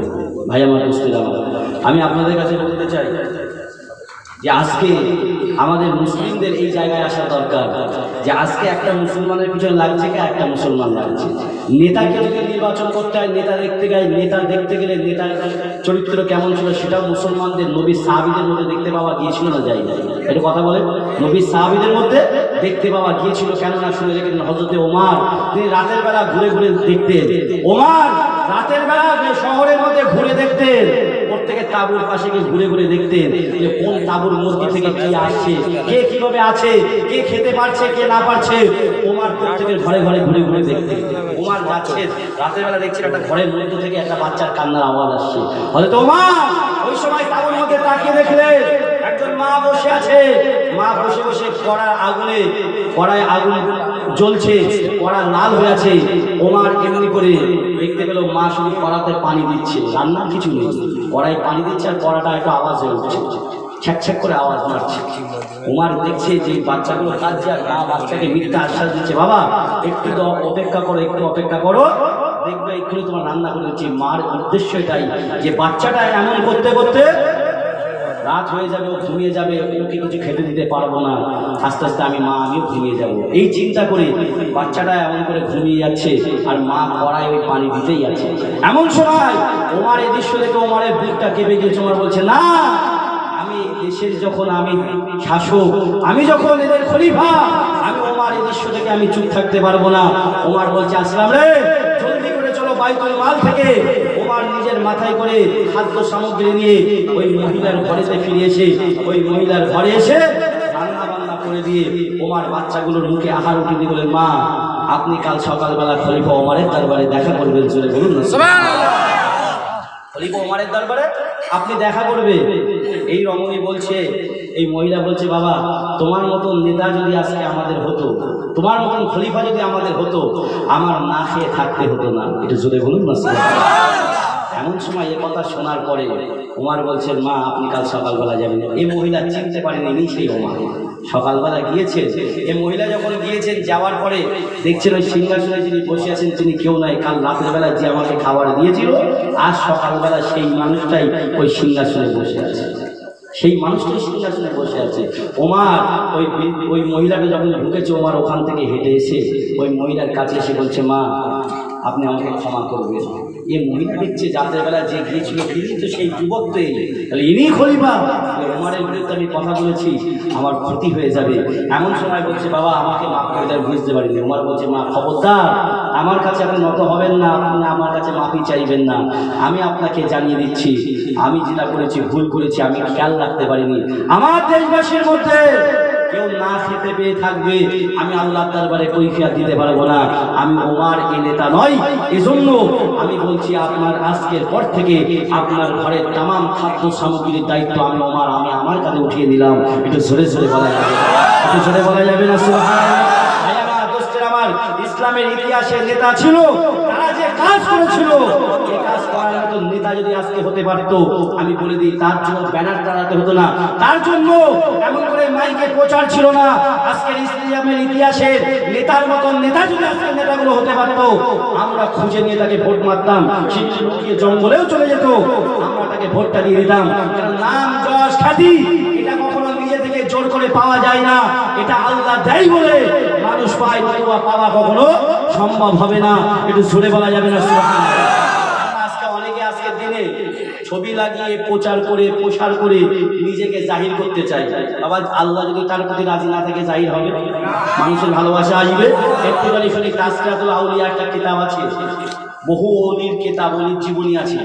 তাসকিয়াতুল আউলিয়া কিতাবের মধ্যে একজন ওলির জীবনী এসেছে। এই যুবক ছেলেটি তার জীবনে তিনি যে গ্রামে থাকতেন, ধরেন না আপনাদের গ্রামে একটা বড় মসজিদ আছে, এই মসজিদে যে ইমাম সাহেব, গ্রামটা এতটাই বড় যে এই গ্রামবাসী যতটুকু নজরানা তাকে দেয়, এই ইমাম সাহেবের সুন্দরভাবে ঘর চলে যায়। ওই মসজিদের ইমাম তার কপালের ব্যাপার যে সে ইমাম হতে পারে না।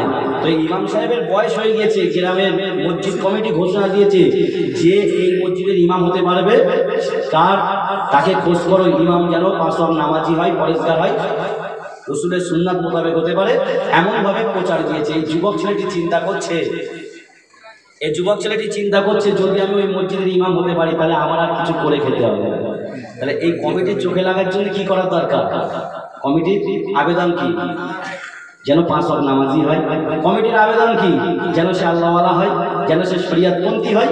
এজন্য এ বড় লম্বা জামা পরে মাথায় টুপি দিয়ে এমন করে মসজিদের মধ্যে প্রবেশ করে একটা কোনায় বসে গেছে যে বাবা আমি 41 দিন তোমাদের মসজিদে এতেকাফে থাকবো, 41 দিন আমি তো ইবাদত বান্দেগীর মধ্যে কাটাবো, তোমরা কি অনুমতি দেবে? মসজিদ কমিটি বলছে ঠিক আছে আপনি বসুন, আপনাকে অনুমতি দিলাম। এর নিয়তটা কি? যেন কমিটির লোক আমাকে আল্লাহওয়ালা ভেবে আমাকে মসজিদের ইমাম নির্বাচন করে। খুব ভালো করে বুঝবে, নিজেকে জাহির করার জন্য, নিজেকে সিলেকশন করার জন্য, সিলেক্ট করানোর জন্য সুন্দরভাবে বড় জামা পরে মাথায় টুপি দিয়ে বড় আল্লাহওয়ালা সেজে তিনি মসজিদের মধ্যে প্রবেশ করে গিয়ে এমন করে মসজিদের মধ্যে গিয়ে চুপ করে বসে আছে। 1 দিন গেল, 2 দিন গেল, 3 দিন গেল, 40 দিন চলে গিয়েছে। কমিটি তখনও পর্যন্ত ও বাইরের থেকে ইমাম খুঁজছে।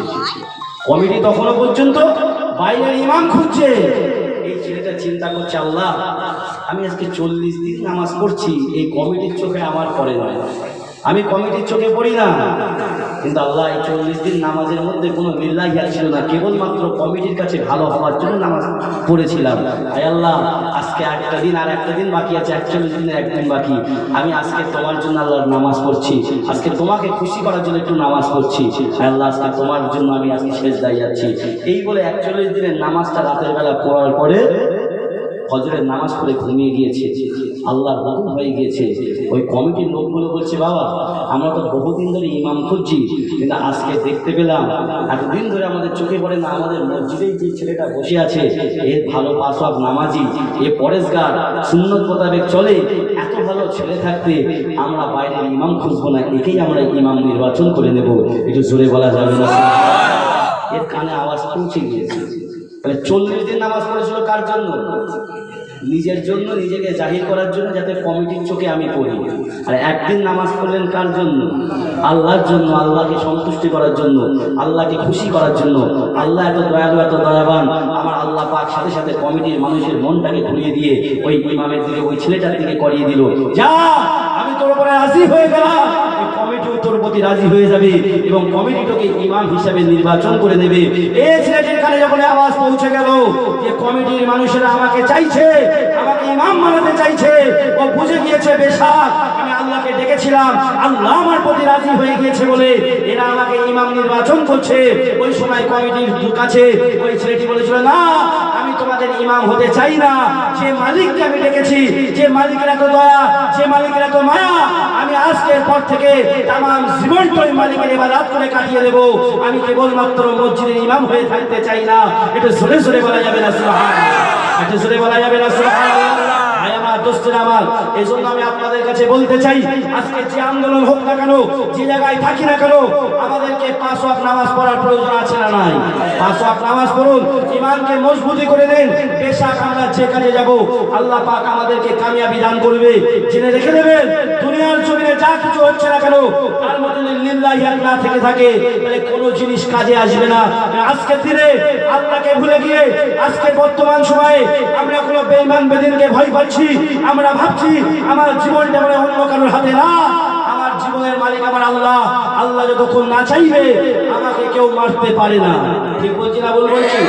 আমরা মুসলমান আমাদের ইমানটাকে বিক্রি করে দিয়েছি একটা চাকরির জন্য, একটা পয়সার জন্য, নিজের বাড়ির রাস্তার জন্য, একটা ছেলের চাকরির জন্য। আজকে আমরা ইমানকে বেঁচে দিয়ে আমরা আল্লাহর সাথে সওদা করতে রাজি আছি, কিন্তু আমরা নিজেদের ইমানের জায়গায় ঠিক নাই। আল্লাহ বলছে উদউনি আস্তাজিব লাকুম, বান্দা তুমি আমার কাছে চাও আমি তোমাকে দেব, দুনিয়ার কেউ তোমাকে দিতে পারবে না। একটু জোরে বলা যাবে না সুবহানাল্লাহ? আজকে আমাদের খাওয়াই কে একটু বলবেন? কে খাওয়াই? আমাদেরকে সুস্থ রাখে কে? আমাদেরকে রোগ দেয় কে? সেবা দেয় কে? সবকিছুর মালিকই তো আমার আল্লাহ, সবকিছুর মালিকই তো আমার আল্লাহ। তাহলে আজকের দিনে এতটুকু আমি বলি, শুনে রেখে দেন, জেনে রেখে দেন, ভোট কেন্দ্রিক বিষয় নিয়ে আমার বাবাজি নিষেধ করেছে, এ কথা আমি বলে থাকি আব্বাস সিদ্দিকীর জন্য বলছি না, মুসলমান কওমের জন্য বলছি। মাথায় রাখতে হবে জায়গায় ভোট এসেছে শুধু মুসলমানের বাবার কিছু হয়নি, ভোট এসেছে সবার, গণতান্ত্রিক অধিকার আছে, সবাই ভোট করবে। রাস্তায় নেমে মুসলমান মারধর করবে কেন? ভাই কথার যুক্তি আছে না? হ্যাঁ, মুসলমান তেজপাতার জাত বানিয়ে রেখে দিয়েছো না? রাস্তা শুরু কর, রান্না শুরু হওয়ার সময় তেল যখন দেওয়া হয় ঠান্ডা হবে, চুপ করে ঠান্ডা হয়। তেল যখন দেওয়া হয়, তেল দেওয়ার পরে কি দেওয়া হয়? তেজপাতা দেখবেন মশলার সাথে আগে দিয়ে দেবে। রান্না হলো, সব হলো, খাওয়া শুরু হলো, যার পাতে তেজপাতাটা পড়বে আগে ধরে তাকে বাইরে দেবে। তেজপাতা আগে বাইরে, তারপরে খাওয়া হবে। রান্না শুরুতে তেজপাতা, খাওয়া শুরুতে তেজপাতা বাইরে। জ্বলার সময় তুমি জ্বলবা, তোমার সুগন্ধিটাকে নেব, তোমাকে ব্যবহার করে নেব, তোমাকে শোষণ করে নেব, তারপরে তোমার জায়গা চাকরির কথা বলবে, বাকরির কথা বলবে, রাস্তার কথা বলবে, নিজের উন্নয়নের কথা বলবে, সংরক্ষণের কথা বলবে, তখন বলবে মুসলমান তোমার মধ্যে শিক্ষানে তুমি বাইরে দাঁড়িয়ে থাকো। কেউ ভাববেন না আমি এখনকার সরকারের জন্য বলছি। এখন মোল্লা কার দালালি করছে আমি জানি না, যে বাবাজি আমাকে বললো আমি জানি না, এ বাবাজি আমার থেকে ভালো জানবে। আজকে 24 বছর ধরে কংগ্রেস শাসন করেছে, 34 বছর বাম শাসন করছে, এখন দিদি শাসন করছে। বুকে হাত দিয়ে বলো যে আজকে মুসলমানের জন্য সঠিকভাবে কোন নেতা নেত্রী তাকিয়েছে, এটার দরকার আছে না নাই? রাতের বেলা দোয়া চাই আল্লাহ নসিব পাল্টে দাও। আরে মুসলমান, তোমার নসিব পাল্টানোর জন্য আগে তোমার ভোটটা তোমার নসিব পাল্টাতে পারে। মুসলমান, তোমার ভোটে তোমার নসিব পাল্টাবে। তুমি বলছো কিভাবে পাল্টাবে? আজকে কোন সরকারকে আনবে, কোন সরকারকে রাখবে, কে তোমার সংরক্ষণ দেবে, কে তোমাকে স্বাধীনভাবে ধর্ম পালন করতে দেবে, এটা দেখার প্রয়োজন আছে না নাই? এটা বললে পরে হুজুর গোলামি করছে, হুজুর কারো দালালি করছে, এই হুজুরের এটা বলার অধিকার আছে না নাই? জীবনের পড়া গুলি করবে, বুকে কর না গুলি। শহীদের মৃত্যু কতক্ষণের জন্য? রসুল বলছে শহীদের মৃত্যু ওই রকম হবে যখন শহীদের মৃত্যুটা এমনটাই যন্ত্রণাদায়ক, লোকে মনে করে কষ্ট হচ্ছে, কিন্তু না, একটা পিঁপড়ে কামড়ালে যে যন্ত্রণা তার থেকে অনেক কম শহীদের মৃত্যুর যন্ত্রণা। একটু জোরে বলা যাবে না? একটু জোরে বলা যাবে না? এই মৌলভী সাহেবগুলোকে, এই দাঁড়িয়ালা টুপিয়ালা মানুষগুলোকে, এই মুরব্বীগুলোকে একটাবার বুকে হাত দিয়ে বলো, আজকে কোরআনের মধ্যে তালাকের আইনের কথা বলা হয়েছে। আজকে যখন ভারতবর্ষে তালাকের বিলটাকে ক্যান্সেল করা হলো, অর্থাৎ কোরআনের বিরুদ্ধাচরণ করা হলো, আজকে কোথায় ছিল সেই মুসলমান নেতা? কোথায় ছিল মৌলভী সাহেব? কোথায় ছিল মুরব্বী সাহেব? কেন তালাকের বিলটা পাস হলো? এই ব্যাপারে কে প্রতিবাদ করেছিল? একটাবার বুকে হাত দিয়ে বলতে বলুন, আল্লাহ তাআলা কৈফিয়ত দিতে হবে না? হবে না? আল্লাহ কোরআনের মধ্যে বলছে তোমাকে দুনিয়ার জমিনে পাঠিয়েছি, শুধু ঈমান এনেছো বললে, কলেমা পড়েছি বললে ছাড়া হবে না। তুমি কি করেছো তার কৈফিয়তটা আমি নেব। ইসলামের জন্য কি করেছো, তোমার আন্দোলন কি ছিল, তোমার জীবনের ভূমিকা কি ছিল, আমি নেব। আজকে পার্টির জন্য মুসলমান জীবন দিচ্ছ, ওই জীবন দেওয়ার রক্তটা কুকুর বিড়াল মারার মতন সমান হবে। কিন্তু ইসলামের জন্য নবীর বুকে আঘাত লেগেছে, নবীকে কষ্ট দিয়েছে, নবীর নামে ব্যঙ্গ করেছে, নবীর নামে কার্টুন বানিয়েছে, মুসলমান ঘরের ছেলেগুলো জাগার প্রয়োজন আছে না নাই? আজকে একটুখানি শুনে রেখে দেন, দুঃখ এই জায়গায় আজকে আমরা বারবার ভালোবেসে মুসলমান নেতাগুলোকে অ্যাসেম্বলিতে পাঠাই, বারবার ভালোবেসে মুসলমানগুলোকে পার্লামেন্টে পাঠাই। এটা বলার অধিকার, রাইট আমার আছে। আজকে বলেন এই ছেলেগুলো, এই যুবকগুলো আজকে যখন ইসলামের উপর আঘাত আনছে, আজকে মাদ্রাসা বন্ধ করার চেষ্টা করছে, মসজিদ বন্ধ করার চেষ্টা করছে, আজানকে বন্ধ করার চেষ্টা করছে, আপনি বলেন কোন দেশে আপনি আছেন? ইন্ডিয়ান গেটে যতগুলো শহীদের দরওয়াজার নামটা লেখা আছে, দেশকে স্বাধীন করার জন্য 63,000-এর অধিক লোকের নাম, সেটা মুসলমানের নামটা লেখা আছে। আজকে সেই স্বাধীনতার ক্ষেত্রে 63,000 মুসলমান রক্ত দিয়ে, জীবন দিয়ে আজকে সেই ভারতবর্ষে আমরা বাস করছি। আমরা বাইরে থেকে আসিনি, তাহলে আজকে কেন আমাদের শুনতে হবে যে তোমাদেরকে মুসলমানদের পাকিস্তানে যেতে হবে? এটা নিয়ে যদি বলতে চাই, হুজুর কোরআন হাদিসের আলোচনা করে, কোথায় কোরআন হাদিসের আলোচনা শুনতে চাই? কোনটা কোরআন হাদিসের আলোচনা শুনতে চাই? আমি কোরআন হাদিসের আলোচনা বলে যাবো ভাই তোমাকে নামাজ পড়তে হবে, আর বাইরে থেকে পার্টির নেতা বলবে যে তোমার মসজিদের আজানটা বন্ধ করতে হবে। কোরআন হাদিস আলোচনা করে লাভ হলো? আমি বলে যাবো তোমার ঘরের মাকে বোরকা পরিয়ে রাস্তায় বের করবে, আর বাইরে থেকে হুকুম হবে না বোরখার মধ্যে জঙ্গি যাচ্ছে, ওই বোরখা টেনে ছিটে তুলে দেখো ওর মধ্যে জঙ্গি আছে না কোনো মহিলা আছে। এই স্বাধীনতা যখন খর্ব করা হবে, কোরআন হাদিসের আলোচনা কোথায় কাজে দেবে? ঠিক বলছি না?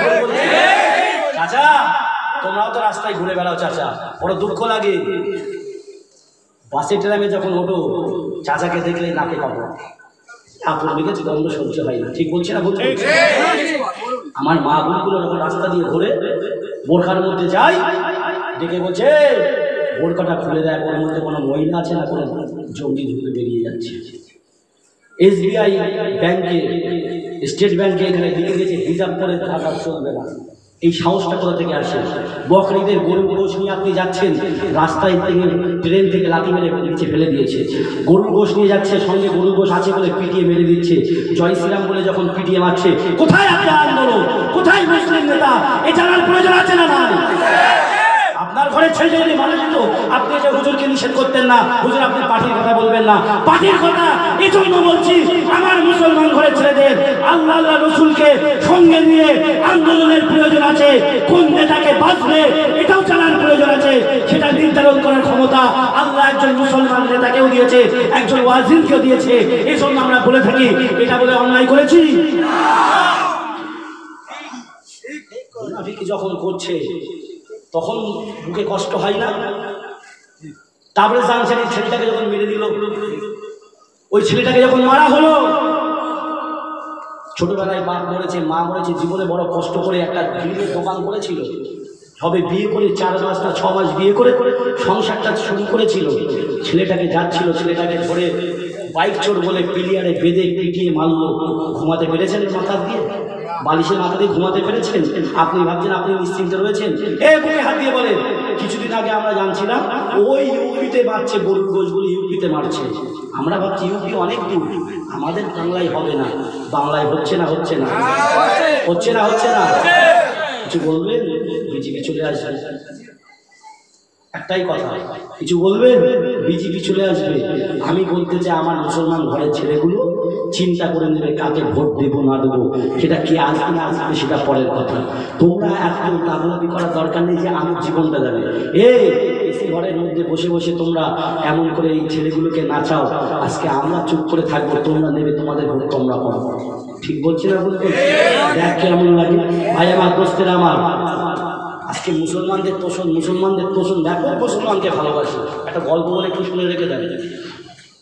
মুসলমানদেরকে দেখে যেমন নাকি কাপড় দেয়। এক লোক পাশ দিয়ে যাচ্ছে, পাঠার বাড়ির পাশ দিয়ে যাচ্ছে, নাকি কাপড় দিয়েছে। কারণ পাঠার গায়ের গন্ধ সহ্য হয় না। পাঠার গায়ের গন্ধ সহ্য হয়? পাঠার গায়ের গন্ধ সহ্য হয় না। তা পাঠার পাশ দিয়ে যায়, নাকি কাপড় দিয়ে যেত। পাঠার মনে খুব কষ্ট হয় যে আমার দেখে নাকি কাপড় দেয়। এমন একটা সময় হিন্দু ধর্মের উচ্চ বংশীয় ব্রাহ্মণ পাঠাকে কোলে তুলে দিয়েছে। পাঠার মনে খুব আনন্দ। পাঠা ডেকে ডেকে বলছে, দেখো না তোমরা আমার বড় গায়ে গন্ধ দেখো, আজকে হিন্দু ধর্মের উচ্চ বংশীয় ব্রাহ্মণ, সে আমাকে কোলে তুলে কি আদর করছে, দেখো কি ভালোবাসছে। তুমি বলো আমার নোটে দাম নেই, তোমরা বলো আমার নোটে দাম নেই। আজ থেকে চিৎকার মেরে বলছো, পাঠা এত আনন্দ করার দরকারও নেই।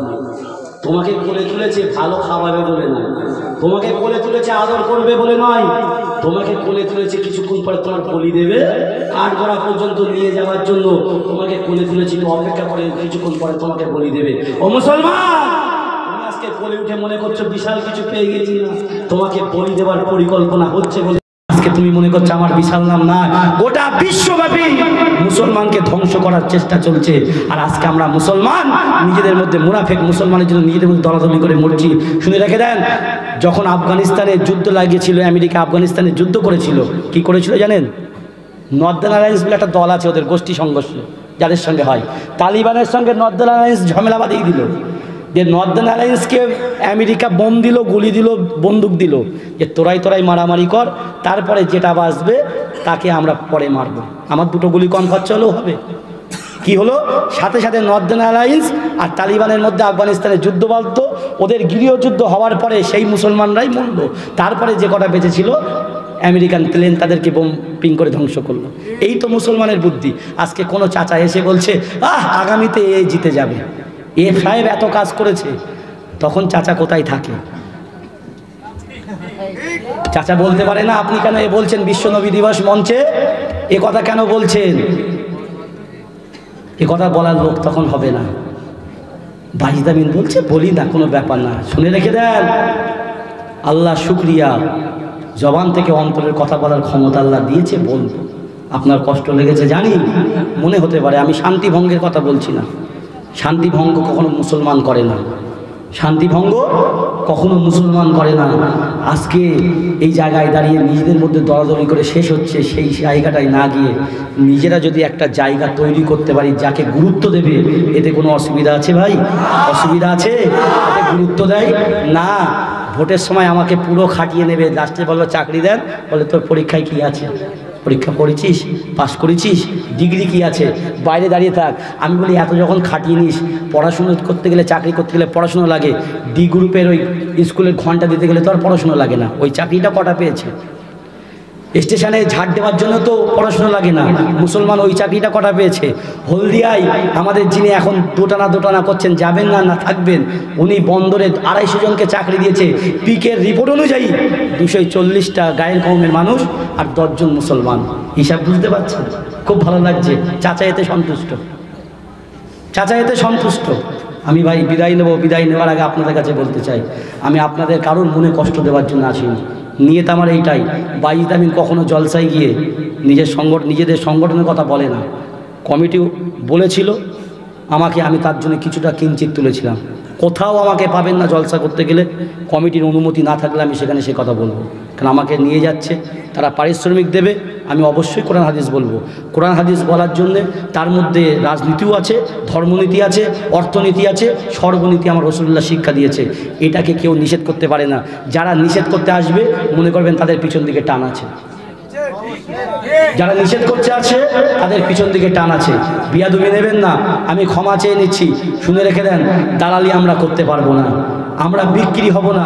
যেখানে আছি, যারা আজকে নিচে লেভেলে বিশাল বড় বড় কথা বলছে না, ওপর লেভেলের বড় বড় নেতা, যে নেতাগুলো নিচে লেভেলে বসে তাদের সঙ্গে দেখা করার জন্য পাগল হয়ে যায়, বললে পাগলের মতন ছুটে বেরিয়ে যাবে, রাত 3টেই বললেও দৌড়বে, ভোর 5টায় বললেও দৌড়বে। এমন নেতারা বারবার ফোন করছে বসার জন্য। আমরা বিক্রি হব না ভাই। আমরা চেয়েছি একটাবার সঠিকভাবে মুসলমানের মূল্যায়ন করা হোক, সেই জন্য আমরা আজকে এই জায়গায় আছি। আপনারা সঙ্গে আছেন, বেশাক ইনশাল্লাহ দেখিয়ে দেবো আগামী দিনে কি হতে পারে। একটা উদাহরণ দিচ্ছি, একটুখানি বুঝে নেন। একটা উদাহরণ দিচ্ছি, একটুখানি বুঝে নেন ভাই। নবী ইব্রাহিম আলাইহিস সালামকে আগুনে ফেলা হয়েছিল, জানেন তো? কে ফেলেছিল? নমরুদ ফেলেছিল। ইব্রাহিম আলাইহিস সালামকে যখন আগুনে ফেলা হয়েছে, আল্লাহর সৃষ্টি মখলুক গিরগিটি, জানেন তো? দেখলে কি করেন? মারার হুকুম আছে। কেন হয়েছে জানেন? ঘটনা জানেন? কেন মারার হুকুম পেলাম? ওই গিরগিটি কি ছিল? নবী ইব্রাহিম আলাইহিস সালামকে যখন আগুনে ফেলা হয়েছে, গিরগিটি গিয়ে আগুনের পাশে গিয়ে ফোঁস দিচ্ছে, আগুনটাকে আরও বাড়িয়ে দিক, নবী ইব্রাহিম এক্ষুনি পুড়ে যাক। গিরগিটি ফু দিচ্ছে। আর ওই সময় আল্লাহর সৃষ্টি আর এক মখলুক পায়রা, ও চলে গিয়েছে চোচে করে একটু একটু করে পানি নিয়ে আসছে। পায়রার ঠোঁটে কতটা পানি ধরে? কথা বলে, অল্প পানি ধরে। এত বিশাল আগুন কখনো ওই ঠোঁটের পানিতে ঠান্ডা হবে না। কিন্তু আল্লাহ পাক ওই সময় দুটো মখলুকের অন্তরের নিয়তটা দেখে নিলেন। গিরগিটি চাইছে ফু দিয়ে আগুন বেড়ে যাক, নবী ইব্রাহিম পুড়ে যাক। আর পায়রা চাইছে আমি পানি দিই, আগুন নিভে যাক, নবী ইব্রাহিম বেঁচে যাক। তাহলে দুটো প্রাণীর মধ্যে আল্লাহ নিয়ত দেখে দিলেন। নবী বললেন গিরগিটিকে দেখে মারো, আর পায়রার দরজাটা আল্লাহ এতটা বাড়িয়ে দিলেন যে ওই পায়রা তামাম পৃথিবীর তামাম মখলুকের পোশাক পায়খানাকে আল্লাহ হারাম করেছে, লাগলে নামাজ হবে না। কিন্তু পায়রার পায়খানা আপনার জামায় লেগে আছে, আপনি নামাজে দাঁড়িয়ে যান, আল্লাহ আপনার নামাজকে কবুল করে দেবে। একমাত্র নবী ইব্রাহিম আলাইহিস সালামকে সাপোর্ট করার জন্য, নবীকে ভালোবাসার কারণে আল্লাহ পাক তার ইজ্জতটাকে বাড়িয়ে দিয়েছিল। একটু জোরে বলা যাবে না? দুজনের নিয়তটাকে বুঝে নিলেন। এ বাবা, মুসলমান সবাই মুসলমানের সঙ্গে মুসলমানকে লাগিয়ে দিচ্ছে। এক মুসলমান মারার চেষ্টা করছে, এক মুসলমান বাঁচানোর চেষ্টা করছে। যার কথা বলছেন আব্বাস সিদ্দিকী, এইরি গাইরি ঘরের ছেলে নয়। যাকে দেখে কেউ গালি দিচ্ছেন, যাকে দেখে কেউ ভালোবাসছেন, জেনে রেখে দেবেন তিনি হলেন মুজাদ্দেদে জামান দাদা হুজুর পীর কেবলার ৪র্থতম প্রজন্ম। তার গায়ে মুজাদ্দেদে জামানের খুন আছে, তার গায়ে আবু বকর সিদ্দিক রাদিয়াল্লাহু তাআলা আনহুর সাহাবীর খুন আছে, তার গায়ে নবীর খুন আছে। আজকে তানাকে গালি দেওয়ার আগে চিন্তা করে দেখবেন যে আমি ঠিক আছি না ও ঠিক আছে। এটা ভাবার দরকার আছে না নাই? একটা গল্প, একটা ঘটনা বলে বিদায় নিচ্ছি। হুজুর আমার বিদায় নিয়েছে, কালিমুল্লাহ হুজুর ইন্তেকাল করেছে। আল্লাহ পাক তাকে জান্নাতের উচ্চ মাকাম দান করুন, সকলে বলে আল্লাহুম্মা আমিন। হুজুরের দরবারে গিয়ে বসে আছি একদিন রাতের বেলা। সেদিন আব্বাজান সঙ্গে আছেন, চাচাজি সঙ্গে আছেন, মেজো চাচা সঙ্গে আছেন। সেদিন আমাদের ওমর হুজুরের বড় সাহেবজাদা নুরুল্লাহ ভাইজানের অলিমা ছিল, মানে আমরা যেটাকে বাংলায় বৌভাত বলি, অলিমা ছিল। তো তো ওই দিন গিয়েছি, তো কালিমুল্লাহ হুজুরের সঙ্গে সাক্ষাৎ করেছি, সালাম মোসাফা করার পরে বসে আছি। তা এমন সময় কিছু মানুষ আছে হুজুরকে, ফুরফুরা হুজুরদের বিরুদ্ধে গালি দেয়। তো হুজুর বড় দুঃখ পেয়ে বললেন, বাবা একটা ঘটনা বলে একটু শোনো, আমাদের কোনো দাম নেই আমরা জানি, মানুষ আমাদেরকে ভালোবাসুক কি না বাসুক জানি না, কিন্তু শুনে রেখে দাও আমরা কিন্তু আমাদের গায়ে সেই দাদা হুজুরের খুনটা আছে। বলে উনি বললেন, বাবা দাদা হুজুর পীর কেবলা দিল্লি দিয়ে যাচ্ছে, এমন সময় দাদা হুজুর পালকিতে যাচ্ছেন, একটা কানে আওয়াজ আসলো। কি আওয়াজ? একটা পাগল ডেকে ডেকে বলছে, আবু বাক্কার, হে আবু বাক্কার একটু দাঁড়াও, আবু বাক্কার আমাকে একটা রুটি দিয়ে যাও, নতুবা আমি দিল্লিটাকে উল্টিয়ে দেবো, রুটি দাও নতুবা দিল্লি উল্টে দিয়ে দেবো। দাদা হুজুর পীর কেবলা দাঁড়িয়ে গেলেন, খলিফাদের বললেন, এই পালকি নামাও। হুজুর পালকি থেকে মুখ বাড়িয়ে তাকিয়ে দেখলেন কে বলছে, তাকিয়ে দেখতে পেলেন হুজুর আমার তাকিয়ে দিলেন একটা পাগল। হুজুর চিন্তা করছেন তো পাগল হবে না কোন আল্লাহর ওলি হবে। দাদা হুজুর মোরাকাবা হালাতে বসে গেলেন। কিছুক্ষণ মোরাকাবা হালাতে থাকার পরে চোখ খুলে বলছে, কাছে যতটা খাদ্য সামগ্রী ছিল সব কিছু হুজুর তাকে দিয়ে দিলেন। জোরে বলুন না, সব কিছু তাকে দিয়ে দিলেন। এমন সময় দাদা হুজুর দেওয়ার বলেন, বাবা চলো। খলিফারা বলছে, হুজুর আপনি একটা পাগলের কথায় ভয় পেয়ে গিয়ে আপনার তামাম খাদ্য সামগ্রীগুলো ওকে দিয়ে দিলেন। বলছে, বাবা আবু বাক্কারকে আল্লাহ যে চোখ দিয়েছে তুমি পেলে এই প্রশ্নটা আমার কাছে করতে না, একটু জোরে বলুন। বলছে, হুজুর কেন একটু বলবেন? বলছে, বাবা আমি দেখতে চাইলাম এ কোনো পাগল না, কোনো আল্লাহর ওলি। আমি মোরাকাবা আলাতে বসে দেখলাম ইনি কোনো আল্লাহর ওলি নয়, ইনি কোনো আল্লাহর ওলি নয়, এনার বাপ কোনো আল্লাহর ওলি নয়, এনার দাদু কোনো আল্লাহর ওলি নয়। এমন করে দেখতে পেলাম ইনি অন্য কেউ নয়, ইনি হলেন উসমান হারুনি রহমাতুল্লাহ আলাইহির বংশধর। আর এই জন্য আমি দেখলাম উসমান হারুনির কবর থেকে বুক পর্যন্ত উঠে গিয়ে আল্লাহর কাছে দোয়া চাই, আল্লাহ আমার বংশধর আবু বাক্কারের কাছে রুটি চেয়েছে, যদি আবু বাক্কার আমার বংশধরকে রুটি না দেয়, আমি উসমান হারুনির দোয়া চাইছি তুমি দিল্লিটাকে উল্টে দেবে। আমি চিন্তা করলাম আল্লাহ এর দোয়া কবুল নাও করতে পারে, কিন্তু উসমান হারুনির হাত থেকে আল্লাহ ফেরাবে না। এই জন্য আমি আবু বাক্কার আমি তামাম খাদ্যগুলো আমি ওর হাতে উঠিয়ে দিয়েছি। একটু জোরে বলা যাবে না? আব্বাস সিদ্দিকের হাত থেকে না ফিরাতে পারলো, আব্বাস সিদ্দিকের হাত ফিরিয়ে দিল, দাদা হুজুরের হাতকে কিন্তু আল্লাহ ফিরাবে না। এই কথাটা মাথায় রাখার দরকার আছে। অনেকে বলবেন বাবা, অনেকে বলবেন যে এমন করে সবাই যদি বিয়ারা চলে তাহলে কি করব? বিয়ারা চললেও ব্যবস্থা আছে। অনেকে বিরোধী বলে, অনেকে অনেক কিছু করে, কিন্তু আমি একটা কথা বলি, তাদের বিচার আমরা করতে পারি না। সব কিছু জনসাধারণের হাতে আছে। জনসাধারণ যদি ক্ষমতাটা বুঝতো তাহলে মনে হয় সমাজ ঠিক জায়গায় থাকতো। আজকে কেউ মেহনত করে একটা জায়গা করছে, আবার কেউ সেটাকে ঘোলা দিয়ে চলে যাচ্ছে। ঠিক বলছি না? বলছি। আমি নিজে বাইজিদ আমিন বলেছিলাম, বাবা পীরের আওলাদদেরকে মাথায় রেখে দাও। তা একটা কোরআনের ওপরে একটা কোরআন রাখা সম্ভব, কিন্তু রিয়াল কার্ড কখনো কোরআনের ওপরে রাখা যায়? রিয়াল কার্ড কখনো কোরআনের ওপরে রাখা যায় না। কোরআনের ওপরে উঠতে পারে, রিয়েল কার্ড হলাম আমরা তাদেরকে বয়ে বেড়াই, তাদের মাথায় রেখে দিই। কিন্তু জনসাধারণের জনগণের পাওয়ার আল্লাহ কিন্তু দিয়েছে, ইসলাম দিয়েছে। ইসলামের ইতিহাস জানার দরকার। বলবেন বাবা আওয়াজ খোটা দিচ্ছে। খলিফা ওমরের মতন মানুষ তানার বিরুদ্ধেও প্রতিবাদ হয়েছিল। দেশের এখনকার নেতার বিরুদ্ধে বলতে গেলে চাচা এসে বলবেন না, ক্ষতি আছে, সকালে এসে মারতে পারে। কিন্তু ওমরের মতন মানুষ যাকে দেখে ইবলিশ শয়তান 40 দিন, যে রাস্তায় ওমর হাঁটতো ইবলিশ শয়তান 40 দিন পর্যন্ত ওই রাস্তায় যেত না। একটু জোরে বলা যাবে না? একটু দেখেন, একটু বুঝে নেন। আমি বলছি, রাগ করবেন না, ভুল বুঝবেন না। আমি তো আপনাদেরকে বুঝিয়ে যাই যে সব জায়গায় প্রতিবাদ চলে, আর আপনারা প্রতিবাদ করতে পারেন, করেন প্রতিবাদ, অন্তর থেকে প্রতিবাদ করেন, লিল্লাহিয়াতের জন্য করেন, আল্লাহ কবুল করবে। অথচ ওমরের মতন মানুষ তানার বিরুদ্ধে প্রতিবাদ হয়েছিল। কিভাবে হয়েছিল? বাইতুল মাল থেকে সবাইকে 2 মিটার করে কাপড় দিয়েছে জুব্বা বানানোর জন্য। ইসলামের ইতিহাস শুনে রেখে দেন। বাইতুল মাল থেকে 2 মিটার করে, ভাই অসুবিধা হচ্ছে কোনো? দোয়া করে দেবো। বাইতুল মাল থেকে 2 মিটার করে কাপড় দেওয়া হয়েছে। আমার গলাটা বসে গেল হট করে, কারণ হচ্ছে শরীর গরম আছে। আল্লাহ জানে ওসিলা কি, আজকে আমি তামাম দিন গোসল করার সময় পাইনি। সকালবেলা ঘুম থেকে উঠেছি, প্রোগ্রামে বার হয়েছি, বাড়ি গিয়েছি, আবার ফিরে এসেছি, এখানে হয়েছি। না খাবো ভাই। আমার দোস্তেরা, আমার খলিফা ওমর সকলকে 2 মিটার করে কাপড় দিয়েছে। 2 মিটার করে কাপড় দিয়েছে, প্রত্যেকে 2 মিটার কাপড় পেয়েছে। খলিফা ওমরের ছেলে আব্দুল্লাহ সেও 2 মিটার কাপড় পেয়েছে। ভাই খুব ভালো করে বুঝে নেন।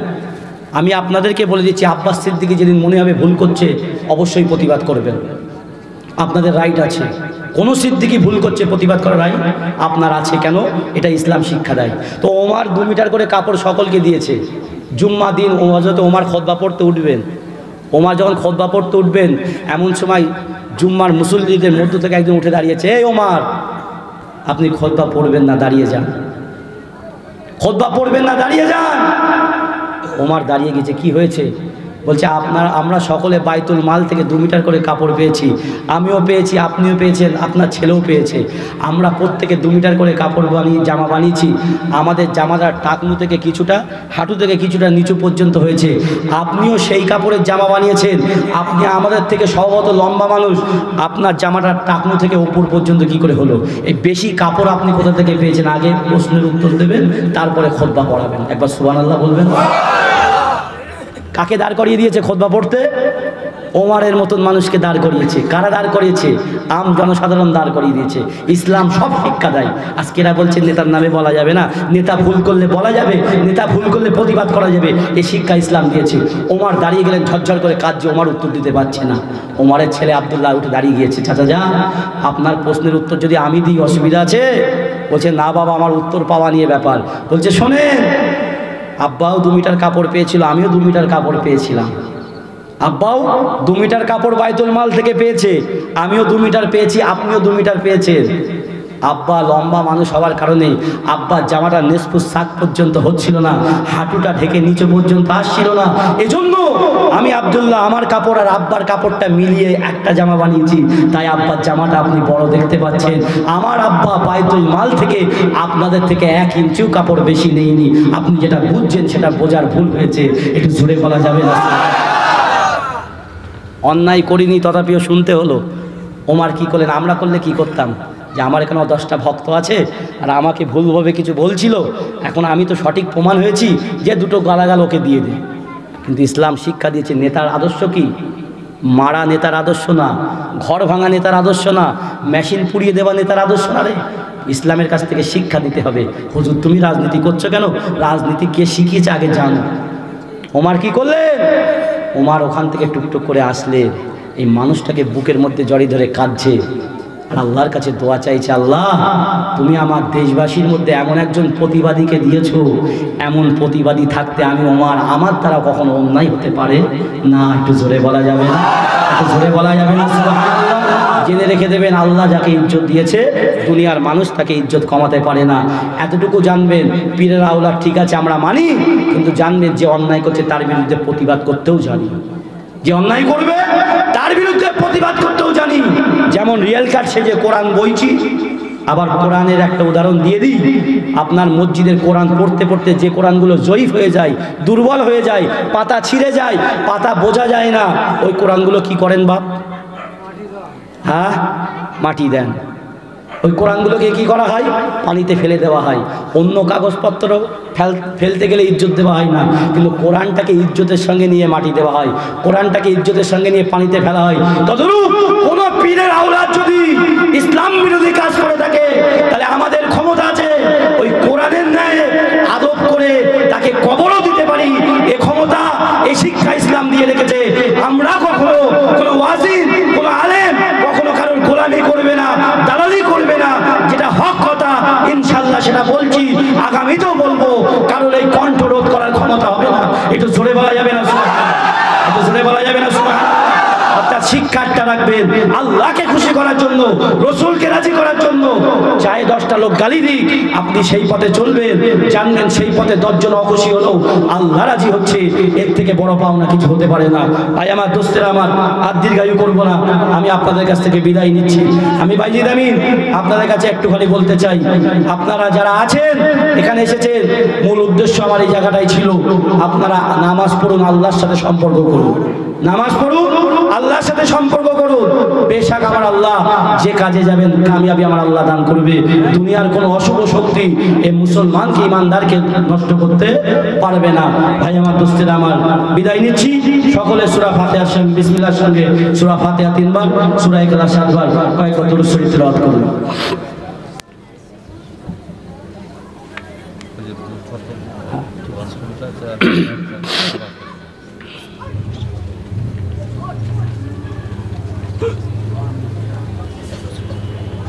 তো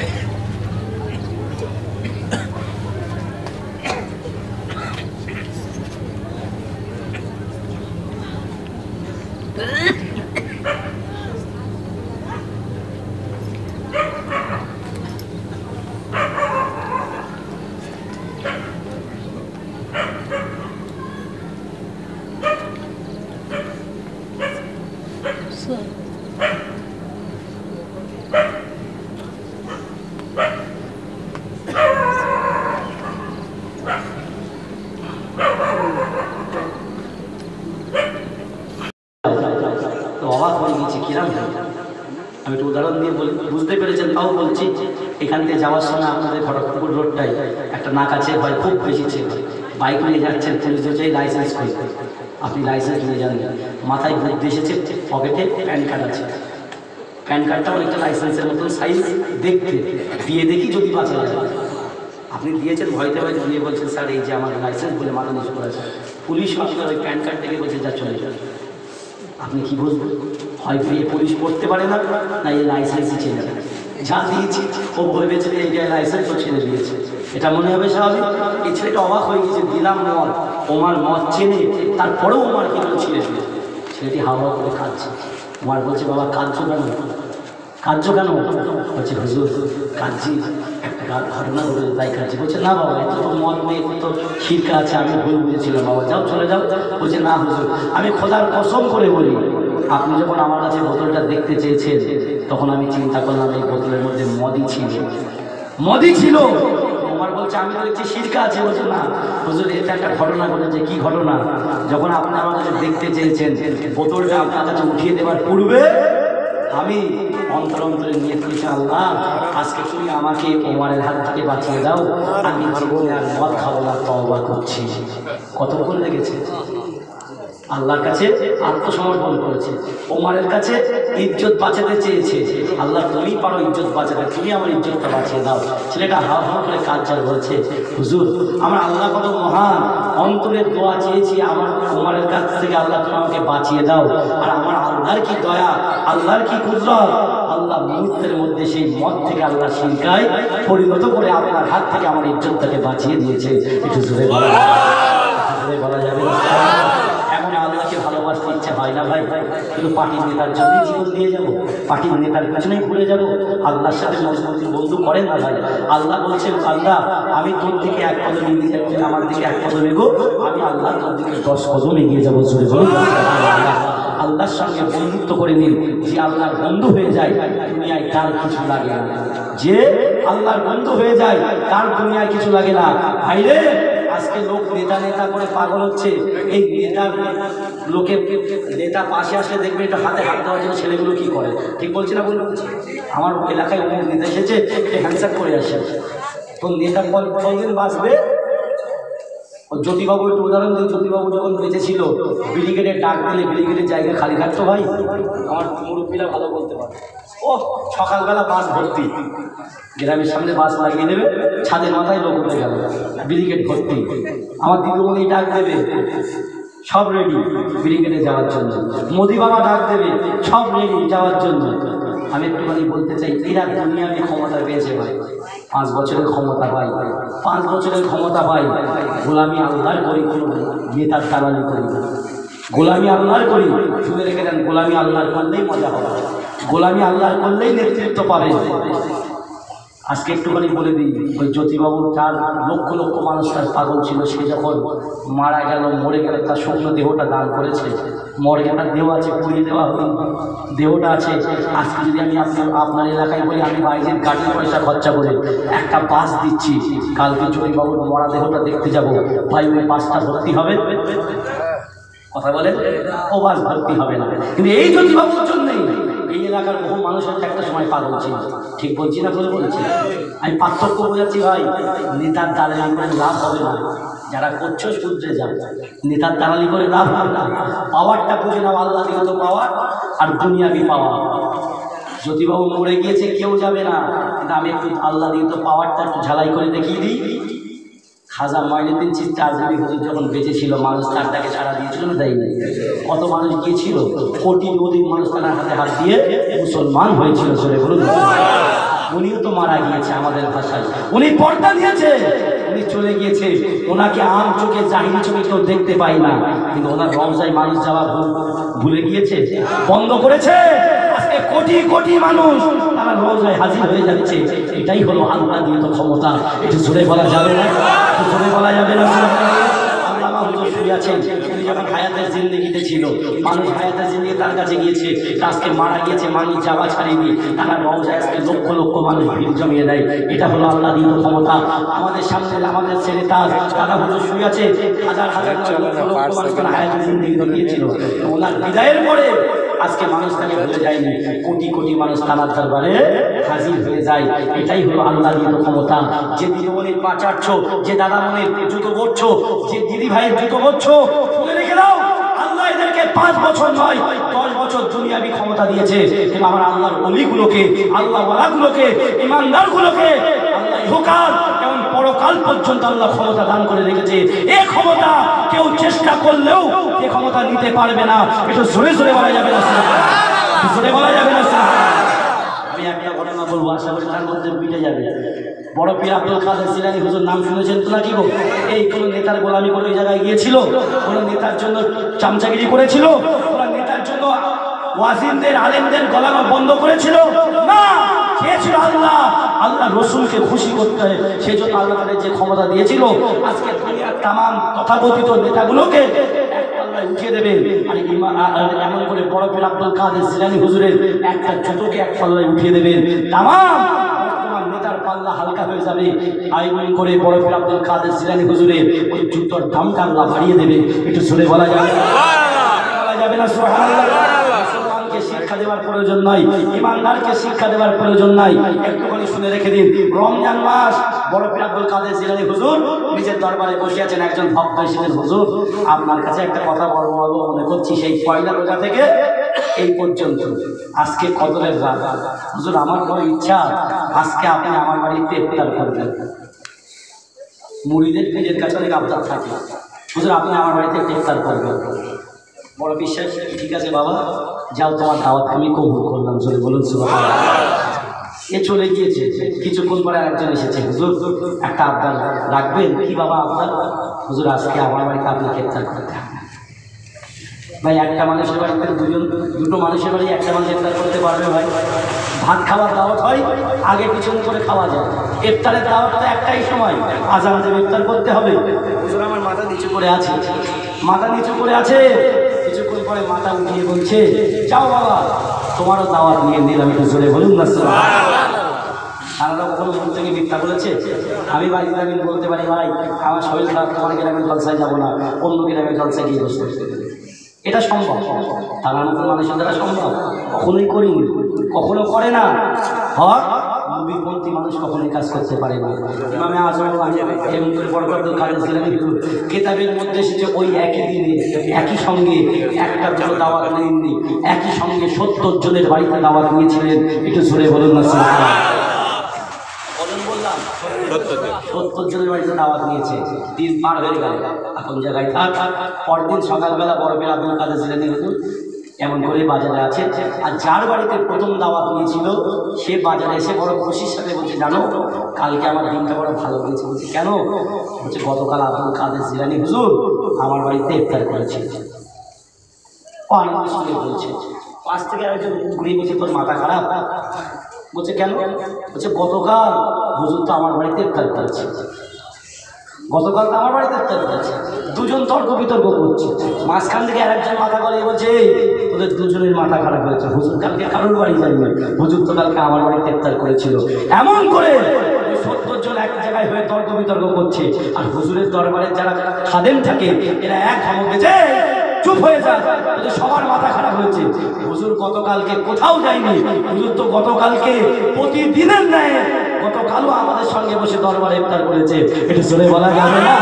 এটা জোরে বলা যাবে না? এই কথা শুনে বড় পীর আব্দুল কাদের জিলানী গিয়েছে, রে বাবা কেন ঝগড়া করছো? আমি যাদের কথা দিয়েছি কারোর কথা খেলাপ করেছি? যাদের দাওয়াত নিয়েছি কেউ বলতে পারবে আমি কথা খেলাপ করেছি? সবাই লাজবাব, না হুজুর এটা বলতে পারবো না। তাহলে তর্ক করছো কেন? যাও ঘরে চলে যাও।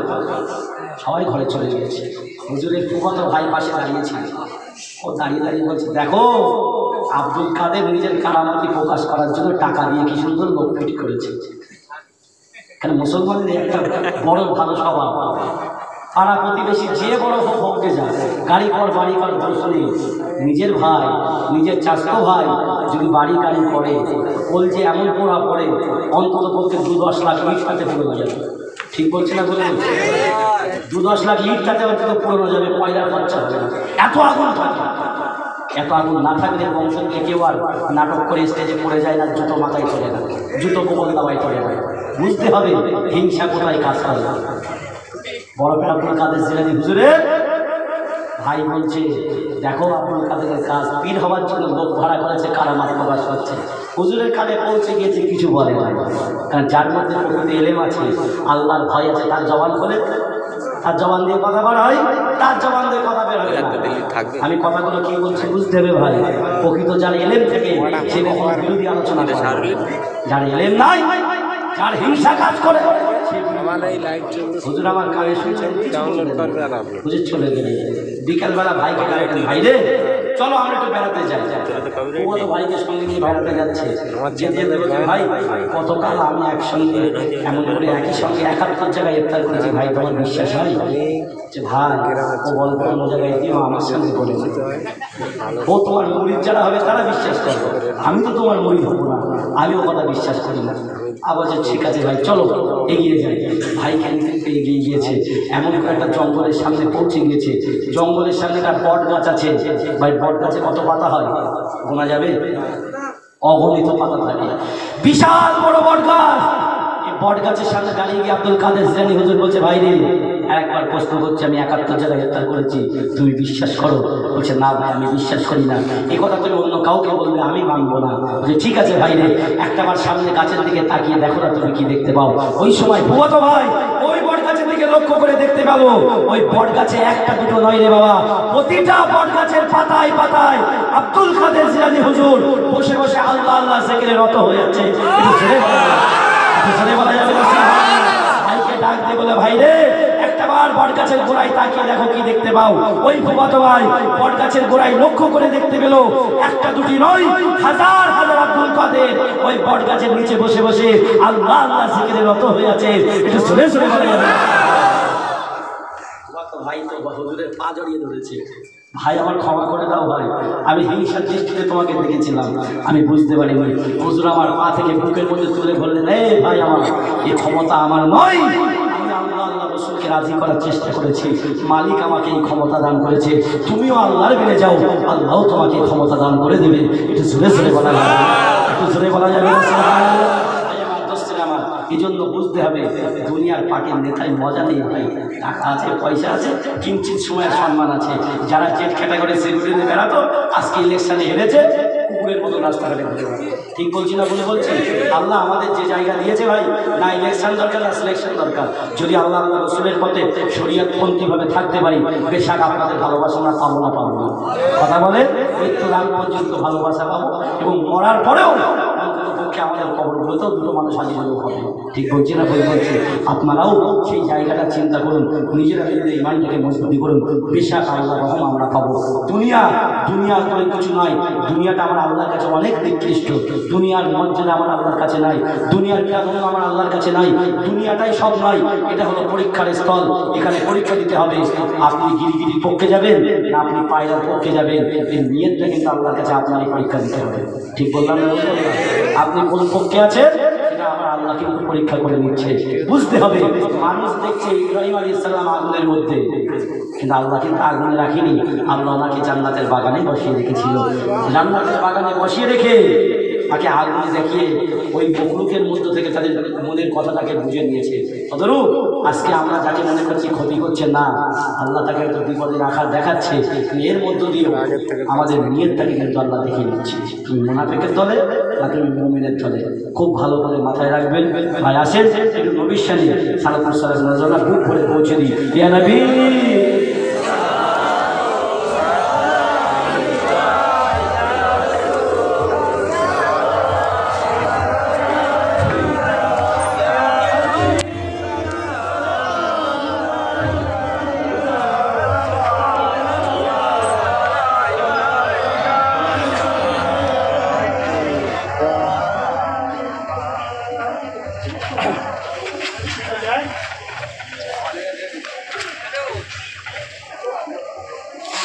अब सुल्ताने मदीना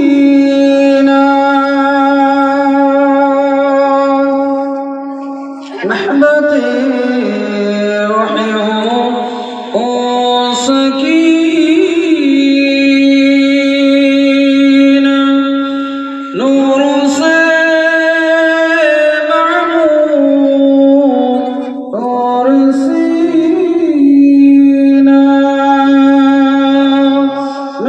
से बेहतर पसीना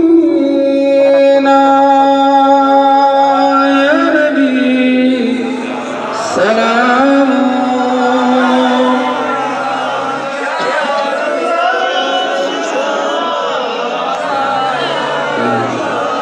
या हबीबी सलाम अलैका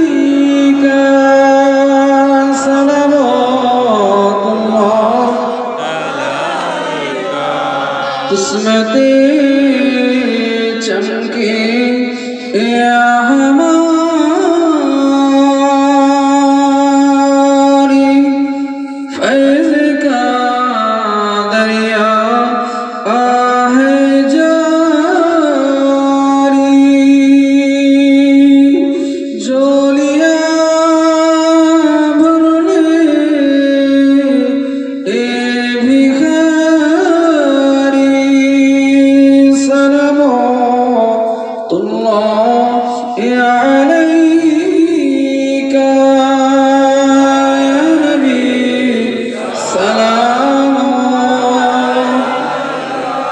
يا رسول سلام عليك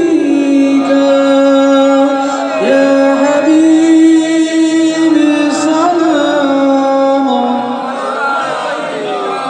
صلوات الله عليك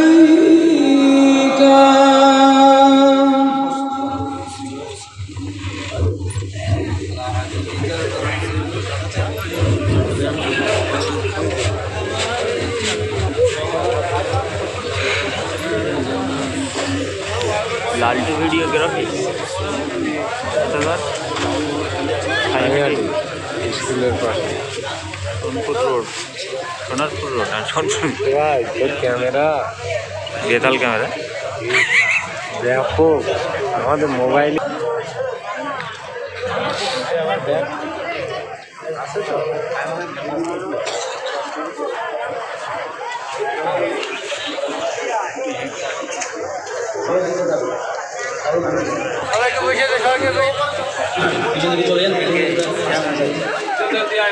মা বোনদের দিকে চলে যান, সকলে বসে যান, সকলে বসে যান। অবাক হয়ে গেছি কিরাম, আমি একটু উদাহরণ দিয়ে বলি, বুঝতে পেরেছেন তাও বলছি। এখান থেকে যাওয়ার সময় আপনাদের খড়গপুর রোডটাই একটা নাকাছে হয় খুব বেশি ছিল, বাইক নিয়ে যাচ্ছেন, পুলিশ চাই লাইসেন্স করি, আপনি লাইসেন্স নিয়ে যান, মাথায় বুদ্ধি এসেছে, পকেটে প্যান কার্ড আছে, প্যান কার্ডটা অনেকটা লাইসেন্সের মতন সাইজ দেখতে, দিয়ে দেখি যদি বাঁচা যায়। আপনি দিয়েছেন ভয়তে ভয়তে দিয়ে বলছেন স্যার এই যে আমার লাইসেন্স বলে মাথা নিচু করেছে, পুলিশ আপনার ওই প্যান কার্ড থেকে বলছে যা চলে যাবে। আপনি কি বলবেন? হয় এই পুলিশ পড়তে পারে না, না এই লাইসেন্সই ছেড়ে দেবে, যা দিয়েছি ও ভেবেছে যে এইটা লাইসেন্স ও ছেড়ে দিয়েছে, এটা মনে হবে স্বাভাবিক। এই ছেলেটা অবাক হয়ে গেছে, দিলাম মদ, ওমার মদ চেনে, তারপরেও ওমার কিন্তু ছেড়ে দিয়েছে।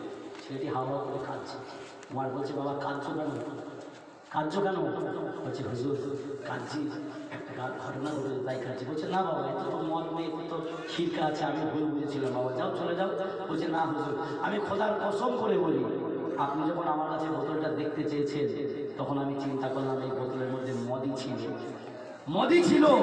ওমর বলছে আমি তো দেখছি শিরকা আছে। বলছে না হুজুর এটা একটা ঘটনা ঘটেছে। কি ঘটনা? যখন আপনি আমার কাছে দেখতে চেয়েছেন, বোতলটা আপনার কাছে উঠিয়ে দেওয়ার পূর্বে আমি অন্তর অন্তরে নিয়ে করেছি, আল্লাহ আজকে তুমি আমাকে ওমরের হাত থেকে বাঁচিয়ে দাও, আমি জীবনে আর মদ খাবো না, তওবা করছি। কতক্ষণ লেগেছে? আল্লাহর কাছে আত্মসমর্পণ করেছে। ওমরের কাছে ইজ্জত বাঁচাতে চেয়েছে, আল্লাহ তুমি পারো ইজ্জত বাঁচাতে, তুমি আমার ইজ্জতটা বাঁচিয়ে দাও।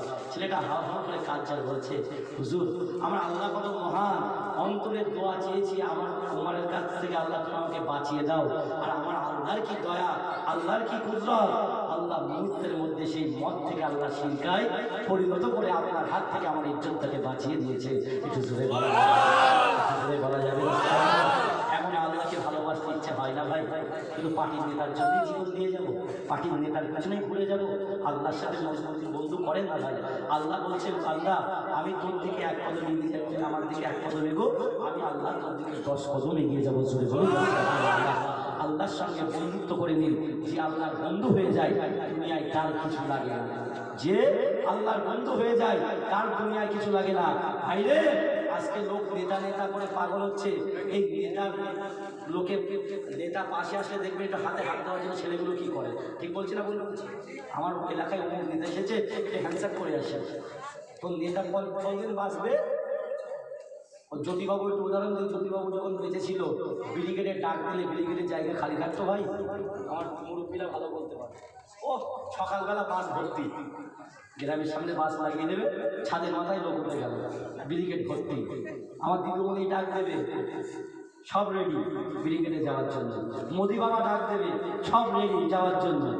আমি একটুখানি বলতে চাই, এরা দুনিয়াকে ক্ষমতা পেয়েছে ভাই, 5 বছরের ক্ষমতা পাই, 5 বছরের ক্ষমতা পাই, গোলামি আল্লাহর করি, কোনো নেতার দালালি করি না, গোলামি আল্লাহর করি। শুনে রেখে দেন, গোলামি আল্লাহর করলেই মজা হবে, গোলামি আল্লাহর করলেই নেতৃত্ব পাবে। আজকে একটুখানি বলে দিই, ওই জ্যোতিবাবু তার লক্ষ লক্ষ মানুষ তার পাগল ছিল, সে যখন মারা গেল, মরে গেল, তার শুকনো দেহটা দান করেছে, মর্গে তার দেহ আছে, পুড়িয়ে দেওয়া হলো, দেহটা আছে। আজকে যদি আমি আপনার এলাকায় বলি আমি বাইরের গাড়ির পয়সা খরচা করে একটা বাস দিচ্ছি, কালকে জ্যোতিবাবুর মরা দেহটা দেখতে যাব, ভাই ওই বাসটা ভর্তি হবে? কথা বলে ও বাস ভর্তি হবে না। কিন্তু এই জ্যোতিবাবুর জন্যই এই এলাকার বহু মানুষের একটা সময় পাগল ছিল, ঠিক বলছি না? বলে বলছি আমি পার্থক্য বোঝাচ্ছি ভাই, নেতার দালালি করে লাভ হবে না, যারা করছো শুধরে যাও, নেতার দালালি করে লাভ হবে না। পাওয়ারটা বুঝে নাও, আল্লাহ দিগত পাওয়ার আর দুনিয়াবি পাওয়ার। জ্যোতিবাবু মরে গিয়েছে, কেউ যাবে না, কিন্তু আমি একটু আল্লাহ দিগত পাওয়ারটা একটু ঝালাই করে দেখিয়ে দিই। খাজা মঈনুদ্দিন চিশতি আজমিরি হুজুর যখন বেঁচে ছিল, মানুষ তার ডাকে সাড়া দিয়েছিল না, দেয়নি? কত মানুষ গিয়েছিল, কোটি কোটি মানুষ তার হাতে হাত দিয়ে মুসলমান হয়েছিল। জোরে বলুন, উনিও তো মারা গিয়েছে আমাদের ভাষায়, উনি পর্দা নিয়েছে, উনি চলে গিয়েছে, ওনাকে আম চোখে জাহিরি চোখে কেউ দেখতে পায় না, কিন্তু ওনার রওজায় মানুষ যাওয়া ভুলে গিয়েছে, বন্ধ করেছে। আজকে কোটি কোটি মানুষ তারা রওজায় হাজির হয়ে যাচ্ছে। এটাই হলো আল্লাহ দিয়ে তো ক্ষমতা, একটু জোরে বলা যাবে না? একটু জোরে বলা যাবে না? আল্লাহ হুজুর শুয়ে আছেন, তিনি যখন হায়াতের জিন্দেগিতে ছিল, মানুষ হায়াতের জিন্দেগি তার কাছে গিয়েছে, আজকে মারা গিয়েছে, মানুষ যাওয়া ছাড়িয়ে তারা রওজায় আজকে লক্ষ লক্ষ মানুষ ভিড় জমিয়ে দেয়। এটা হলো আল্লাহ দিয়ে তো ক্ষমতা। আমাদের সামনে আমাদের ছেলে তার দাদা হুজুর শুয়ে আছে, হাজার হাজার লক্ষ লক্ষ মানুষ তারা হায়াতের জিন্দেগি গিয়েছিল, ওনার বিদায়ের পরে আজকে মানুষ তাকে ভুলে যায়নি, কোটি কোটি মানুষ তার দরবারে হাজির হয়ে যায়। এটাই হলো আল্লাহ দিয়ে ক্ষমতা। যে দিদিমণির পা চাটছো, যে দাদামণির জুতো পরছো, যে দিদি ভাইয়ের জুতো পরছো, শুনে রেখে দাও, আল্লাহ এদেরকে 5 বছর নয় 10 বছর দুনিয়াবি ক্ষমতা দিয়েছে। এবং আমার আল্লাহর ওলিগুলোকে, আল্লাহ ওয়ালাগুলোকে, ইমানদারগুলোকে আল্লাহ ইহকাল এবং পরকাল পর্যন্ত আল্লাহ ক্ষমতা দান করে রেখেছে। এই ক্ষমতা কেউ চেষ্টা করলেও এই ক্ষমতা নিতে পারবে না। একটু জোরে জোরে বলা যাবে না, জোরে বলা যাবে না। আমি একটা ঘটনা বলবো, আশা করি তার মধ্যে মিটে যাবে। বড় পীর আব্দুল কাদের জিলানী হুজুর নাম শুনেছেন তো নাকি গো? এই কোনো নেতার গোলামি করে ওই জায়গায় গিয়েছিল, কোনো নেতার জন্য চামচাগিরি করেছিল, কোনো নেতার জন্য ওয়াজিনদের আলেমদের গলানো বন্ধ করেছিল না, চেয়েছিল আল্লাহ আল্লাহ রসুলকে খুশি করতে হয়, সেই জন্য আল্লাহ তাদের যে ক্ষমতা দিয়েছিল, আজকে দুনিয়ার তামাম তথাকথিত নেতাগুলোকে এক পাল্লায় উঠিয়ে দেবে। আর এমন করে বড় পীর আব্দুল কাদের জিলানী হুজুরের একটা জুতোকে এক পাল্লায় উঠিয়ে দেবে, তামাম বর্তমান নেতার পাল্লা হালকা হয়ে যাবে। আইন করে বড় পীর আব্দুল কাদের জিলানী হুজুরের ওই জুতোর দামটা আল্লাহ বাড়িয়ে দেবে। একটু জোরে বলা যাবে, বলা যাবে না? সুবহানাল্লাহ। শিক্ষা দেওয়ার প্রয়োজন নাই, ইমানদারকে শিক্ষা দেওয়ার প্রয়োজন নাই। একটুখানি শুনে রেখে দিন, রমজান মাস বড় পীর আব্দুল কাদের জিলানী হুজুর নিজের দরবারে বসে আছেন, একজন ভক্ত এসেছেন, হুজুর আপনার কাছে একটা কথা বলবো মনে করছি, সেই পয়লা রোজা থেকে এই পর্যন্ত আজকে কদরের রাত, হুজুর আমার বড় ইচ্ছা আজকে আপনি আমার বাড়িতে ইফতার করবেন। মুড়িদের নিজের কাছে অনেক আবদার থাকে, হুজুর আপনি আমার বাড়িতে ইফতার করবেন। বড় বিশ্বাস, ঠিক আছে বাবা যাও, তোমার দাওয়াত আমি কবুল করলাম। জোরে বলুন সুবহানাল্লাহ। এ চলে গিয়েছে, কিছুক্ষণ পরে একজন এসেছে, হুজুর একটা আবদার রাখবেন। কি বাবা আবদার? হুজুর আজকে আমার বাড়িতে আপনাকে ইফতার করতে হবে। ভাই একটা মানুষের বাড়িতে দুটো মানুষের বাড়ি একটা মানুষ ইফতার করতে পারবে ভাই? ভাত খাওয়ার দাওয়াত হয় আগে পিছন করে খাওয়া যায়, ইফতারের দাওয়াতটা একটাই সময়, আজান দেবে ইফতার করতে হবে। হুজুর আমার মাথা নিচু করে আছে, মাথা নিচু করে আছে, কিছুক্ষণ পরে মাথা উঠিয়ে বলছে, যাও বাবা তোমারও দাওয়াত নিয়ে নিলাম। একটু জোরে বলুন না সুবহানাল্লাহ। তারা কখনো মন থেকে মিথ্যা বলেছে? আমি বাড়িতে আমি বলতে পারি ভাই আমার শরীর খারাপ, তোমার গ্রামের জলসায় যাবো না, অন্য গ্রামের জলসায় গিয়ে বসতে, এটা সম্ভব? তারা মতো মানুষের দ্বারা সম্ভব? কখনোই করিনি, কখনো করে না। হক নবীপন্থী মানুষ কখনোই কাজ করতে পারে না। ইমামে আজম এমন করে বড় বড় কাজে ছিলেন, কিতাবের মধ্যে এসেছে ওই একই দিনে একই সঙ্গে একটা জন্য দাওয়াত নেননি, একই সঙ্গে 70 জনের বাড়িতে দাওয়াত নিয়েছিলেন। একটু জোরে বলুন না বললাম 70 জনের বাড়িতে দাওয়াত নিয়েছে। দিন পার হয়ে গেল, এখন জায়গায় থাক। পরদিন সকালবেলা বড় পীর আব্দুল কাদের জিলানী হুজুর এমন করে বাজারে আছে, আর যার বাড়িতে প্রথম দাওয়াত নিয়েছিল সে বাজারে এসে বড় খুশির সাথে বলছে, জানো কালকে আমার দিনটা বড় ভালো হয়েছে। বলছে কেন? বলছে গতকাল আব্দুল কাদের জিলানী হুজুর আমার বাড়িতে ইফতার করেছে। আনন্দের সঙ্গে বলছে, পাশ থেকে একজন ঘুরিয়ে বলছে, তোর মাথা খারাপ? বলছে কেন? বলছে গতকাল হুজুর তো আমার বাড়িতে ইফতার করেছে, গতকাল তো আমার বাড়িতে ইফতার করেছে। দুজন তর্ক বিতর্ক করছে, মাঝখান থেকে আরেকজন মাথা গলিয়ে বলছে, তোদের দুজনের মাথা খারাপ হয়েছে, হুজুর কালকে কারোর বাড়ি যায়নি, হুজুর তো কালকে আমার বাড়িতে ইফতার করেছিল। এমন করে 70 জন এক জায়গায় হয়ে তর্ক বিতর্ক করছে, আর হুজুরের দরবারে যারা খাদেম থাকে এরা এক ধমকে যে চুপ হয়ে যায়, সবার মাথা খারাপ হয়েছে। হুজুর গতকালকে কোথাও যায়নি, হুজুর তো গতকালকে প্রতিদিনের ন্যায় গতকালও আমাদের সঙ্গে বসে দরবারে ইফতার করেছে। এটা জোরে বলা যাবে না, এটা জোরে বলা যাবে না। এই কথা শুনে বড় পীর আব্দুল কাদের জিলানী গিয়েছেন, এই বাবা কেন ঝগড়া করছো? আমি যাদের কথা দিয়েছি কারোর কথা খেলাপ করেছি? যাদের দাওয়াত নিয়েছি কেউ বলতে পারবে আমি কথা খেলাপ করেছি? সবাই লাজবাব, না হুজুর এটা বলতে পারবো না। তাহলে তর্ক করছো কেন? যাও ঘরে চলে যাও। সবাই ঘরে চলে গিয়েছে। হুজুরের ফুফাতো ভাই পাশে দাঁড়িয়েছে, ও দাঁড়িয়ে দাঁড়িয়ে বলছে, দেখো আব্দুল কাদের নিজের কারামতি প্রকাশ করার জন্য টাকা দিয়ে কি সুন্দর লোক ফিট করেছে। কারণ মুসলমানদের একটা বড় ভালো স্বভাব, পাড়া প্রতিবেশী যে বড় হোক হোককে যায়, গাড়ি কর বাড়ি কর দোষ নেই। নিজের ভাই, নিজের চাষতো ভাই যদি বাড়ি গাড়ি করে, বলছে এমন পোড়া পড়ে অন্তত করতে 2-10 লাখ ইট তাতে পুরনো যাবে। ঠিক বলছে না? বলুন 2-10 লাখ ইট তাতে অন্তত পুরনো যাবে, পয়লার খরচা হবে না। এত আগুন থাকে, এত আগুন না থাকলে বংশ থেকে কেউ আর নাটক করে স্টেজে পড়ে যায় না, জুতো মাথায় চলে না, জুতো কোমল দাবায় চলে যায়। বুঝতে হবে হিংসা কোথায় কাজ করে। বড় পীর আব্দুল কাদের জিলানী হুজুরের ভাই বলছে, দেখো আব্দুল কাদেরের কাজ পীর হওয়ার জন্য লোক ভাড়া করেছে, কারামাত প্রকাশ করছে। হুজুরের কানে পৌঁছে গিয়েছে, কিছু বলে না, কারণ যার মধ্যে প্রকৃতি এলেম আছে, আল্লাহর ভয় আছে, তার জবান খোলে, তার জবান দিয়ে কথা বলা হয়, তার জবান দিয়ে কথা বের হবে না। আমি কথাগুলো কি বলছি বুঝতে হবে ভাই। প্রকৃত যার এলেম থেকে সে কখনো বিরোধী আলোচনা করে, যার এলেম নাই, যার হিংসা কাজ করে, হুজুর আমার কানে শুনছেন হুজুর চলে গেলে বিকালবেলা ভাইকে ডাকলেন, ভাই রে চলো আমরা একটু বেড়াতে যাই। ও তো ভাইকে সঙ্গে নিয়ে বেড়াতে যাচ্ছে, ভাই গতকাল আমি একসঙ্গে এমন করে একই সঙ্গে 71 জায়গায় ইফতার করেছি, ভাই তোমার বিশ্বাস হয়? যে ভাই ও বলবো অন্য জায়গায় দিও, আমার সঙ্গে বলেছে ও তোমার মুরিদ যারা হবে তারা বিশ্বাস করবে, আমি তো তোমার মুরিদ হবো না, আমিও কথা বিশ্বাস করি না। আবার যে ঠিক আছে ভাই চলো এগিয়ে যাই। ভাই খানিকটা এগিয়ে গিয়েছে, এমন করে একটা জঙ্গলের সামনে পৌঁছে গিয়েছে। জঙ্গলের সামনে একটা বট গাছ আছে, ভাই বট গাছে কত পাতা হয় গোনা যাবে? অগণিত পাতা থাকে, বিশাল বড় বট গাছ। এই বট গাছের সামনে দাঁড়িয়ে গিয়ে আব্দুল কাদের জিলানী হুজুর বলছে, ভাই রে একবার প্রশ্ন করছে আমি 71 জায়গায় ইফতার করেছি, তুমি বিশ্বাস করো? বলছে না ভাই আমি বিশ্বাস করি না। এই কথা তুমি অন্য কাউকে বলবে, আমি মানবো না। যে ঠিক আছে ভাই রে, একটাবার সামনে গাছের দিকে তাকিয়ে দেখো না তুমি কি দেখতে পাও। ওই সময় ফুয়াতো ভাই ওই বট গাছের দিকে লক্ষ্য করে দেখতে পাবো, ওই বট গাছে একটা দুটো নয় রে বাবা, প্রতিটা বট গাছের পাতায় পাতায় আব্দুল কাদের জিলানী হুজুর বসে বসে আল্লাহ আল্লাহ জিকিরে রত হয়ে যাচ্ছে। একটু ছেড়ে বলা যাবে না? ভাইকে ডাক দিয়ে বলে ভাই রে একটাবার বট গাছের গোড়ায় তাকিয়ে দেখো কি দেখতে পাও। ওই ফুফাতো ভাই বট গাছের গোড়ায় লক্ষ্য করে দেখতে পেল একটা দুটি নয়, হাজার হাজার আব্দুল কাদের ওই বট গাছের নিচে বসে বসে আল্লাহ আল্লাহ জিকিরে রত হয়ে আছে। একটু ছেড়ে বলা যাবে না? ভাই তো হুজুরের পা জড়িয়ে ধরেছে, ভাই আমার ক্ষমা করে দাও ভাই, আমি হিংসার দৃষ্টিতে তোমাকে দেখেছিলাম, আমি বুঝতে পারিনি।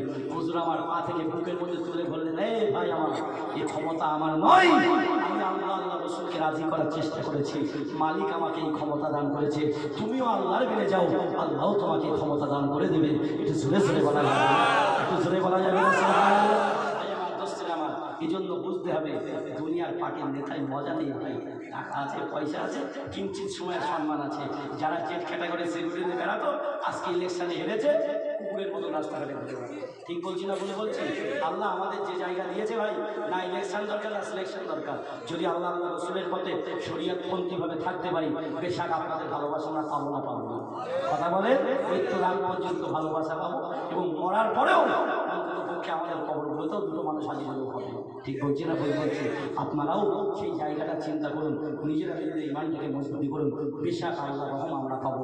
দুনিয়া করে কিছু নয়, দুনিয়াটা আমার আল্লাহর কাছে অনেক নিকৃষ্ট, দুনিয়ার মর্যাদা আমার আল্লাহর কাছে নাই, দুনিয়ার প্রাধান্য আমার আল্লাহর কাছে নাই, দুনিয়াটাই সব নয়, এটা হলো পরীক্ষার স্থল, এখানে পরীক্ষা দিতে হবে।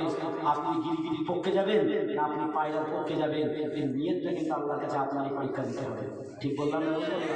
আপনি কোন পক্ষে আছেন সেটা আমার আল্লাহ কিন্তু পরীক্ষা করে নিচ্ছে। বুঝতে হবে মানুষ দেখছে ইব্রাহিম আলাইহিস সালাম আগুনের মধ্যে, কিন্তু আল্লাহ কিন্তু আগুনে রাখেনি, আল্লাহ ওনাকে জান্নাতের বাগানে বসিয়ে রেখেছিল। জান্নাতের বাগানে বসিয়ে রেখে তাকে আগুনে দেখিয়ে ওই মখলুকের মধ্য থেকে তাদের মনের কথাটাকে বুঝে নিয়েছে। তদরূপ আজকে আমরা যাকে মনে করছি ক্ষতি করছে না, আল্লাহ তাকে হয়তো বিপদে দেখাচ্ছে, এর মধ্য দিয়ে আমাদের নিয়তটাকে কিন্তু আল্লাহ দেখিয়ে নিচ্ছে। তুমি মুনাফিকের দলে না তুমি মুমিনের দলে, খুব ভালো করে মাথায় রাখবেন। ভাই আসেন একটু নবীর শানে সালাতুল সালাম বুক ভরে পৌঁছে দিই। ইয়া নবী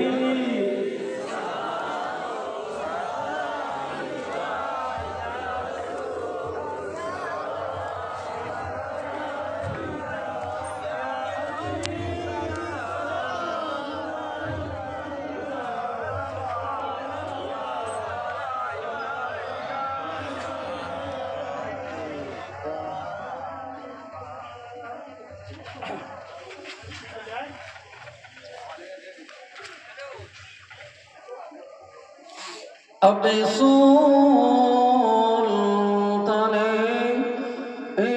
मदीना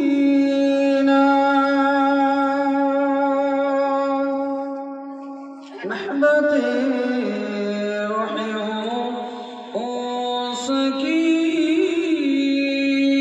सकीना नूर से मामूद और सीना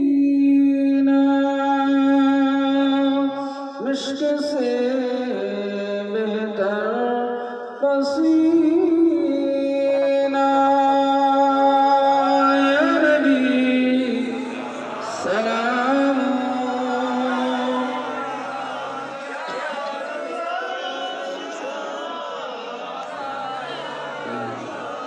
या हबीबी सलाम अलैका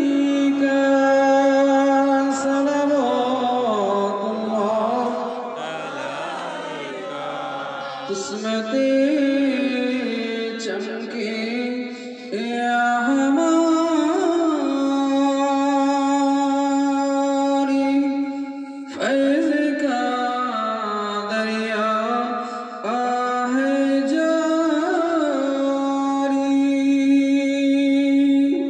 जोलियां भरने ए भिखारी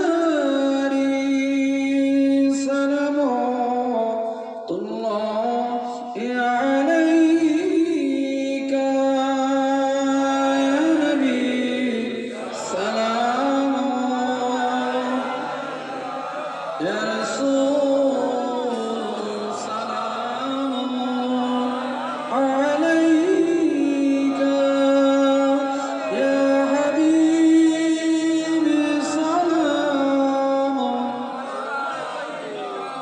صلوات الله عليك.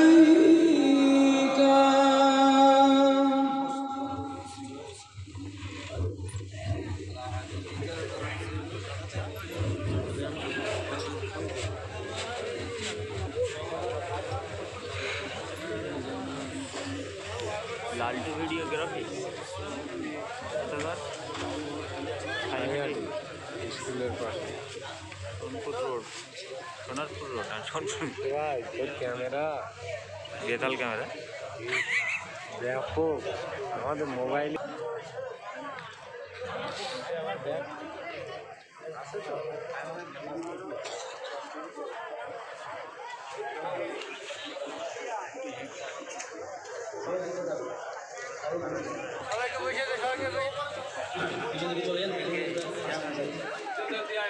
মা বোনের দিকে চলে যান, সকলে বসে যান, সকলে বসে